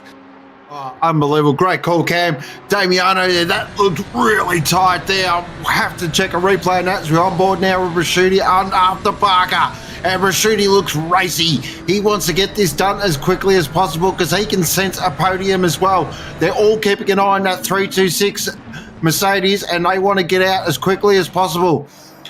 What a fantastic start from Split Green. Clean as a whistle. Absolutely beautiful. Well done. And now we can really go racing. But a quick shout out to Reinhardt. That was a great opening lap. Didn't put a foot wrong. Perfect. But he's got Damiano here all over him now. And now he's going to feel some real pressure. So what can the Dynaco Ferrari do? Classic livery. Absolutely love the Dynaco Ferrari. One of my favourite movies, or kids' movies of all time, cars. Love it. But Damiano, he's putting the pressure on through the S's. Oh, this is really interesting here. Damiano's got to get this done, I feel like, this lap or as soon as possible. And then he can try and scoot off into the distance. This is going to be a fascinating race. Still 27 minutes remaining. Absolutely cracking. You know what, Cam? I'm running out of breath. This is unreal. Amazing stuff, as I say. Everyone was really vying for it. Everyone really wanted to get it done, but no one really has made the move wrong. I have to say, maybe there might have been an inquiry between Damiano and Underwood. Damiano goes quite there, wide there in under the Degner 2. And he has a look. He's got to ascend it absolutely from nowhere. He makes the apex. Noah sees him coming, gives him space, but Fercolini is taking the lead. Absolutely mugged him right off there at the hairpin.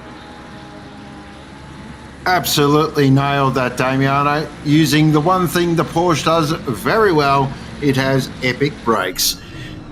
Lovely, got it done, and well done to Noah Reinhardt as well. Just opened the steering up a little bit, gave racing room. That's what we love to see. But here it's a little bit more spicy because Giacomin has just decided, Philippa Bakita, who are you? Oh, if you don't mind, umpire. Oh, Giacomin has got racy, but Pip's going to fire back in the big Merc. As they head off down now towards 130 up, Pip backs out of it, using that experience. And she's just waiting here. She can sort of see what's happening up ahead and just thinking, oh, this looks a little bit too spicy for mine. Oh, look at this, look at this. Barker, Ricciuti and Giacomin. Oh, grab your popcorn. And Rad as well. This is perfect. Pip now up on the inside towards turn 1. Should get this done easily. Giacomin's not really going to have much to fight with here. because that Merc just goes straight past, flames out the exhaust as well. Love it. Absolute no replacement for displacement with 6.2 litres and a cast iron block V8. The AMG gets it done. Good move there from Bakita. I had to say it. Fercolini, I don't know if he was really looking backwards at all, but he definitely knew with these guys all vying each other for position, it's his best chance to get to the lead and run away. Absolutely. Because a long race, he can build that lead before these guys get through the traffic. You see here, Fercolini from quite a bit back, and I'm really surprised as well. Underwood gave him space. It was a little bit argy-bargy, but we'll see what the stewards say as well. Fercolini, yeah, I think he wants this. I think he wants that win. I'm going to plead the fifth on that one. Got ourselves another replay here. This is beautiful. Got that done lovely. And Reinhardt again, just good heads-up racing. That was one eye on the rear view mirror, 100%. That was, good, clean racing that was. Yeah, I think that second move is pretty fair for the lead. The first one I won't comment on too much over. Philippa got very wide there, but going to tuck in wide, kind of round the corner off, V the corner off, and get a good run in the slipstream now of Stefano Ricciuti, the white and purple colours of the Super King Slow Ferrari 296. Ricciuti doesn't defend, he doesn't go offline, he gives Philippa the inside, she backs out, uses experience like you said, Sean, and lives to fight another day. But now Giacomo is right there. Giacomo is afraid of no one, but Philippa blocks off the inside, doesn't let it done, and uses the AMG's Dakar suspension to slam down the chicane as well. And we've just got word through from race control. The 8th Damiano has been asked to redress the position, and that has taken place, and they will crack on for another fight. Oh, it's Philippa up the inside there of Ricciuti. Got that done beautifully. Nice move there from Pep. And she's now up to, what is that, 7th position. So making her way forward, but not as quickly as we probably thought. I think that's due to the clean start as well. So, Jacobin's gone to the background. I just saw those go. What has happened there? The red Ferrari sideways, still yellow, 313. A quick replay. Thank you very much to Ben. You see he's on the tail of these lots. Takes the apex, gets bounce off the apex curve of the previous corner, and just gets that rear mid-edge bounce and on stops the brakes. Everyone sees him. Thankfully, no contact. He gets off as well. That's good stuff and good awareness from everyone now. I don't think he really wanted to rejoin that unsafely. Oh god, it looks like things getting really quite up close there at the hairpin. It's all action now. We've got so much action we can't even afford to look away for a brief second. There's Philippa on the back of Barker as well, with the orange McLaren of Rad just ahead. Two very feisty drivers ahead of Bakita, and I think Bakita is just using the experience. She knows he got the speed. She's just trying to survive these opening laps. Just pick them off one by one tick. And Barker goes to the inside, tags the McLaren and sends him sideways. He's going to lose 1, 2, and potentially 3 positions with Bakita or a slide as well. And Rad surely is going to be sending his numbers to the stewards. Yeah, I think that will be a very... let's say very stern call out of the number 23. Oh, look at that Underwood. Where's he pulled that from? Wow, Robbie Underwood. He's gone for style points in race 1 and now decided, I'm going to take the race lead. Why not? Oh, Pep now makes the move there on Barker. Pep's now just starting to flex a little bit here. Up to 6. I don't want to go early, but we'll do it. Let's call it. I reckon she'll be up to 4th by the end of this lap. Oh, definitely. He's going to cause Ricciuti sticks his nose up in the inside of Barker, but he just gets closed off, and thankfully, no contact, unlike before with Spoon Curve. But, oh dear, the adrenaline's running hot, everyone's bamped up, everyone's blood's flowing, and everyone's vying for position. It's all action stations right now. They know what's potentially up the road. Anything, a podium, a win, anything's on the cards right now. I was going to say if Fercolini had his lead and didn't have to redress, rightly or wrongly, he was a stalwart for a win. But Ren's like, Fercolini the outside of no right-hander. He's gone wide, he's gone straight. It's a right-hander. Oh, what's happened to Fercolini? I think he got 2 wheels on the grass, surely. Oh, something's happened. It's all gone amiss there. It is absolutely gone off. Damiano's gone off and drove to, I don't know, the ocean somewhere. on the outskirts of Japan. Pip's decided to go around the outside of the hairpin. Oh, look at this. Absolute masterclass. And Barker in the background side. I'm going to have a bit of this as well. And like that, Pip is up to second. The cream rises to the crop, and I think John Rad gave Fercolini Ricciuti a tap as well, and he has dropped back as well as the time board updates. Car 23 yellow at the side of the track, that is J Rad as well, so he's clearly not benefited at all from that whole situation. There's no Reinhardt in P3 for now, for how much longer? As the AMG pulls alongside, we see Makita as well. She's not going to go for it there. You know, I think it just ruins both your lines if you send it up there unless you've got a really big stake to claim. And she knows she's got the speed. She used the experience. This is what you get when you get an SRO rated driver in these lobbies. Definitely. You said big stake. So it is Rob Underwood leading the way, but then we're looking at this battle on screen. It's got ourselves a replay, find out what happened to Damiano. So they've gone through to Dunlop side by side. Then he's just got a little. Daniel 1 was fine. He went a lot.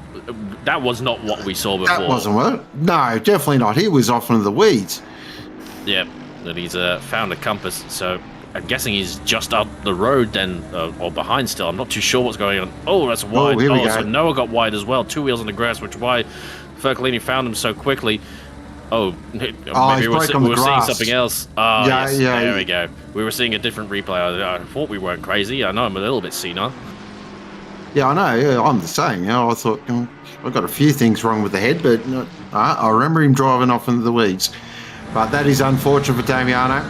He's got a bit of work to do now. As we're looking here, Pip should be able to get this done on the Dynaco entry. Easy like, just slides it up the inside.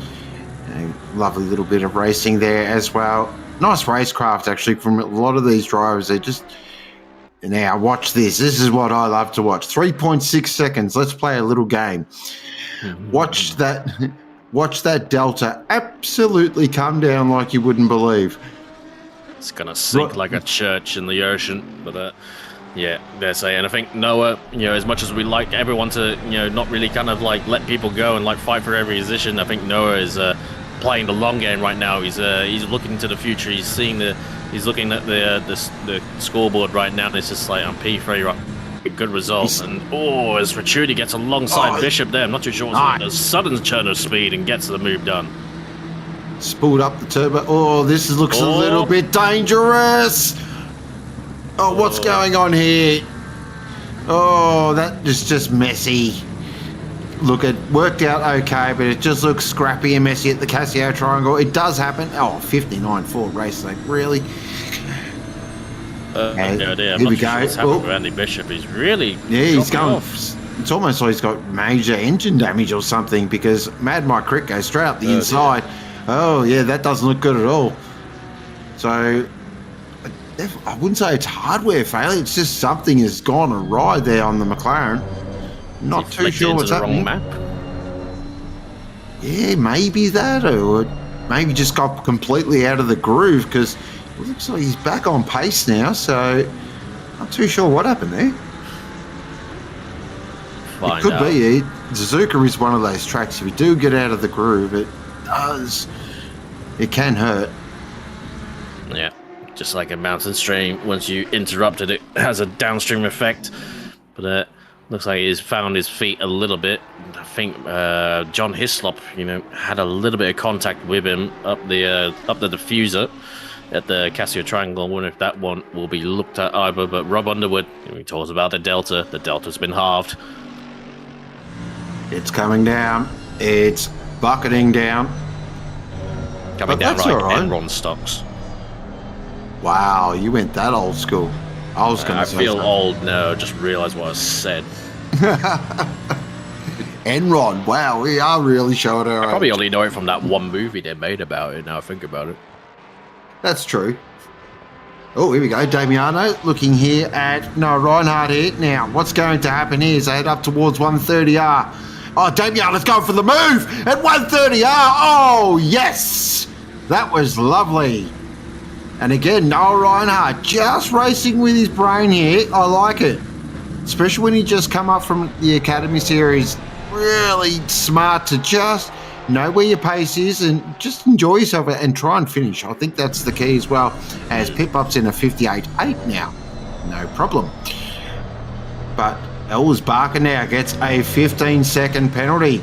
Oh, that is going to put that podium to bed. And now Damiano and Stefano all of a sudden go, ooh, podium here. Come on, Noah. There's a podium there for you. Get into it, son. Definitely. You always got to cheer on the pro-am. Absolutely. And I have to say, piloting the Lamborghini, not a car that we see too often anymore. And still going pretty strong, I have to say. Underwood. It's very good at Suzuka. Definitely looks like it's the case. It's surprising, given how many straights there are here, as the Lambo is kind of famously, let's say, a little bit of a draggy car. Philippa just looking inside, went to the little bit of the middle, just gave him a little bit of a distraction, just, not going for the move, but just, filling the mirrors a little bit. And they're coming through now 200R. The run down, surely AMG's easily got to get this done on the straight. And I think Philippa knows that, when you're a pro, if you know you got pace and you got the horsepower, why even send it for the corners? Just make it move down the straights, and there's a lot of straights here at Suzuka. Speaking of which, we got the run now down to 130R. She is quite close. Is horsepower enough to get her through cleanly, just without slipstream, because there wasn't a little bit of a little tap. Gave Underwood kind of a reminder. It's just like, you want this, I'm not gonna make it easy for you, and gets the move done easily into 130R. Cleanly done for Philippa. Nicely done, and now it'll be a drive away, no more to pay. But a great job so far from Robbie Underwood, currently second, and looking very comfortable in that second as well. So he'll be pretty chuffed with that, I reckon. Barker in third, but carrying an invoice, and then Damiano and Raschuti. That's the battle we got to watch, because that will be for the podium. Definitely, I think Robbie knows he's got a dead set P2 possibility, especially with a car behind him. So quick he goes, doesn't look at the inside, wide onto the Astro. Oh no! And the Lambo just gives him a tap, and he goes around to the gravel. Oh, Jesus. I think drop round surely for Mike Crick. It is unfortunate that, but that will be a pretty slam dunk one, I would feel. But here is that fight, because Raschuti is right on the back of Damiano. So what can Damiano do? What can Raschuti do? They're looking forward to this. This is two old school OOR heads about to throw down for the final podium position, with 12 minutes remaining in round 3 of the Thermaltake Sprint Series from Suzuka. Split Green, brought to you by OOR. I thought I'd go old school ABC style. Lovely stuff. And there's with Coach next week as well. There should be a very interesting battle. Short season, 6 rounds, and we're halfway through with the finale as well to top things off. Ooh, so Bus has got to drive through. Some of these penalties are coming through now. Rad's got 10 seconds. Lloyd has 10 seconds. Jackie Miller has 10 seconds as well. Wowee. So the stewards are now getting to work, and that's going to change these orders up big time. So if you think you've got to pencil it in, the only one I'd pencil in at the moment is Bakita in first and Underwood in second. The rest, I would hold all tickets, please. Oh, Jack Miller looking at the inside of Andy Bishop into 130 yards. Never going well. Andy Bishop goes wide, makes his own track out there. Didn't want to turn in and cut the nose off the other fella. McLaren with Giacomo on the outside now for the Casso Triangle. It can be done around the outside. He's got half a car length up for the next part. Got the inside. A small little tap on the exit as well, but hopefully nothing too severe. And Andy Bishop loses 2 more positions. Really kind of not a good race so far for Mr. Bishop in the blue and black McLaren. We'll look to the lead as well as here. Fercolini, as you were talking about, has lost out to Fracciudi. I'm not too sure if we caught that. There's been so much going on. My brain's already frazzled, I have to say, on this warm summer night. Not quite summer just yet, but it's definitely heating up here in certain parts of Australia. It's a great country. As Fercolini here gets a little bit wide. Is he going to cut the grass? He's going to say that's quite a shallow exit out again, and he gets on the grass, and thankfully doesn't get a bounce or a bump and goes any wider. Easily done for Mr. Ritchie. Damiano's he's had a race. It's been action everywhere.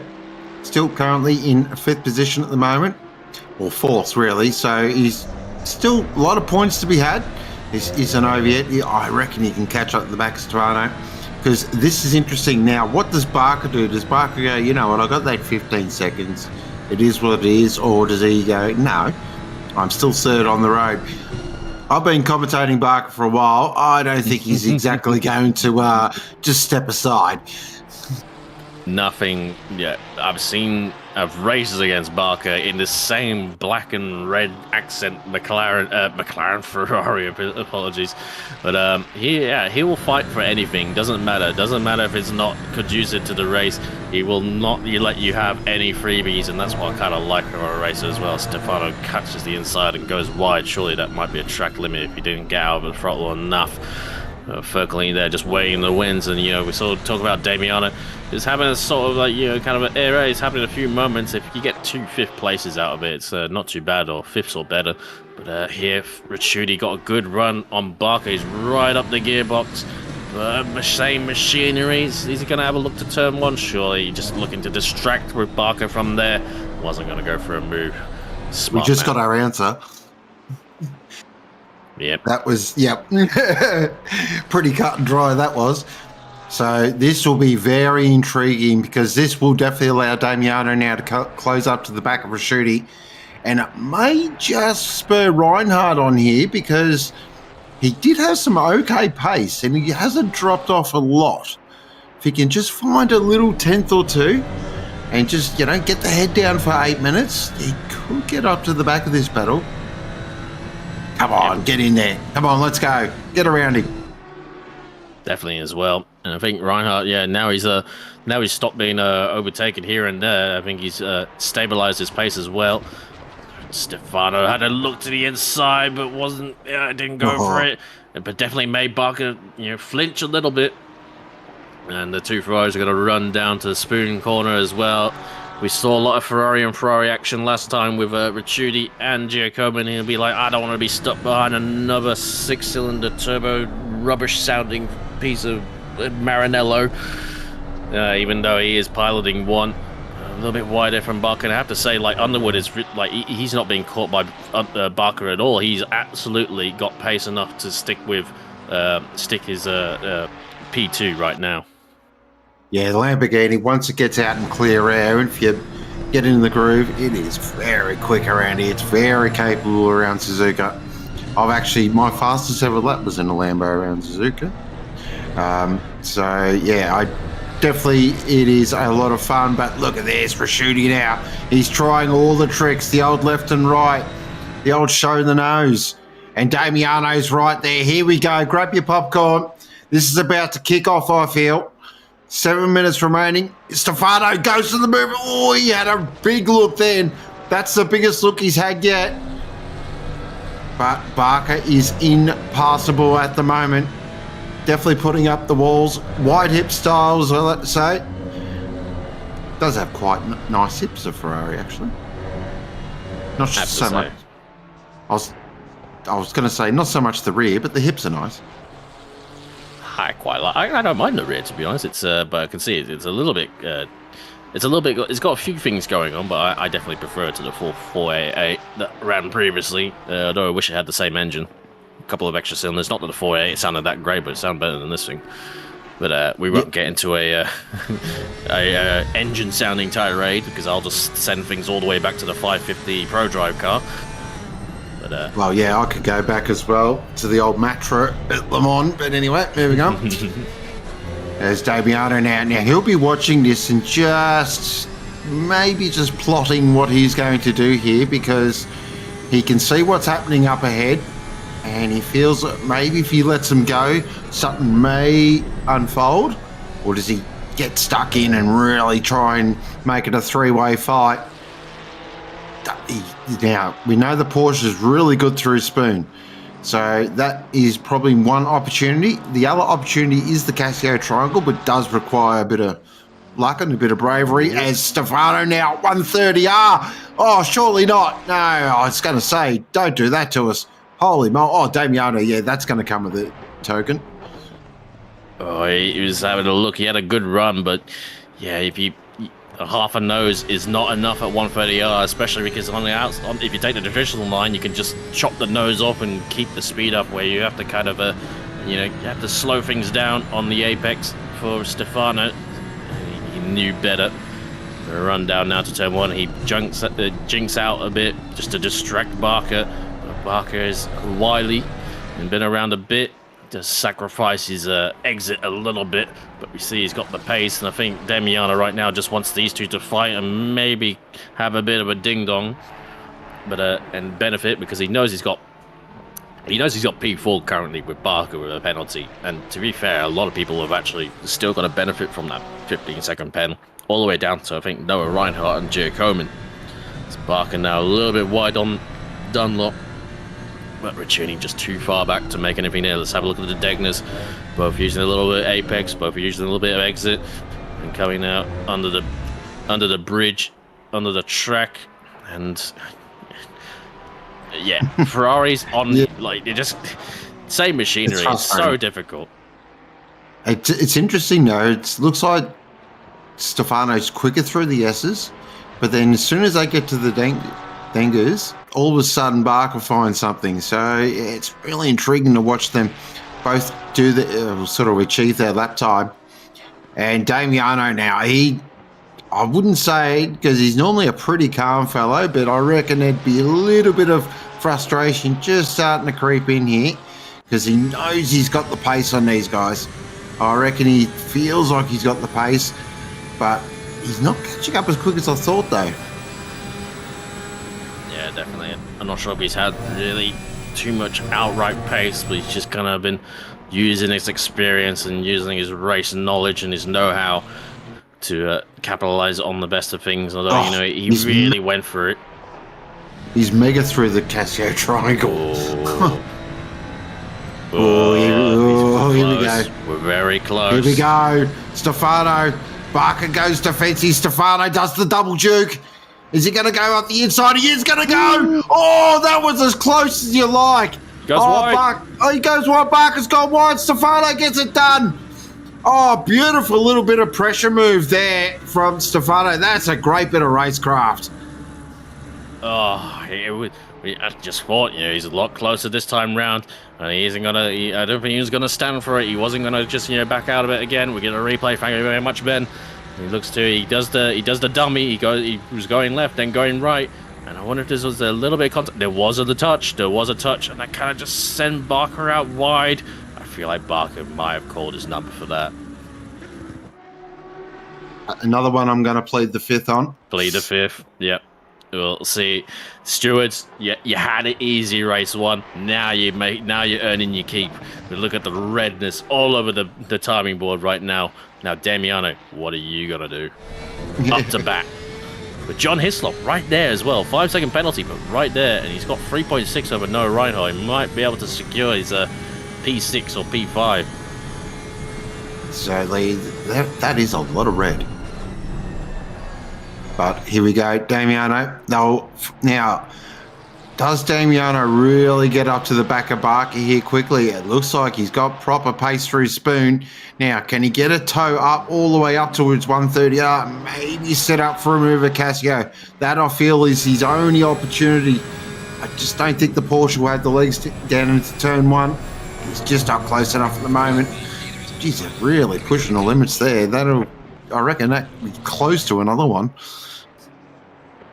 Yeah, see how Barker stabilizes his pace a little bit. He's got Fercolini right there as well. As Stefano is kind of speeding along with only 90 seconds left in this race until the last lap. Let's see, Mrs.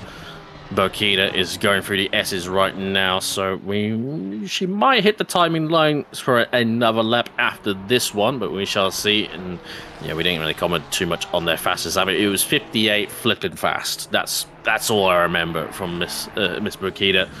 We'll see how they're on. Luca Marble Knight now. We didn't see too much of these guys with Bartoletti just behind them as well, fighting for P14 with Luca with a penalty as well. There's more red out there than a Maranello gift shop.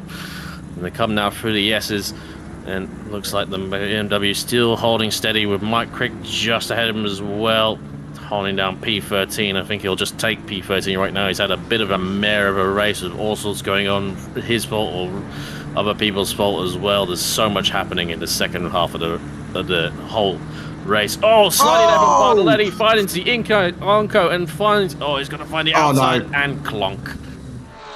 Oh, he's tried to take the shortcut, and unfortunately that road can't go there, sir. That was what has happened there. So up through Dunlop, he's caught that inside curve. Looks nice there. Got a little bit of a slip. Ooh, that just looked weird.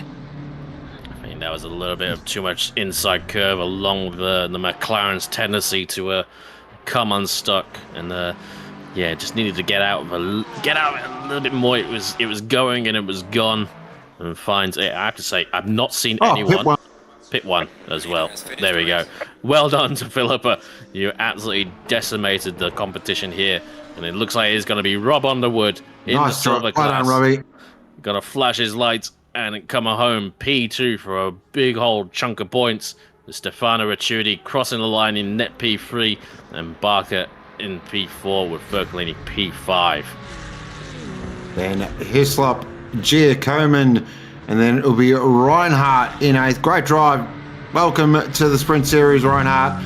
And then Miller, McLeod, Bishop, Oliver Crick, Marvel, Rad, Gamble, Bartolotti, Ferrugia, Lloyd, and Busk. But who knows how that all is going to change, because as you can see, there are invoices everywhere. The tax man is going to be going, woohoo! Yeah, definitely going to need to hire an agent to sort this one out.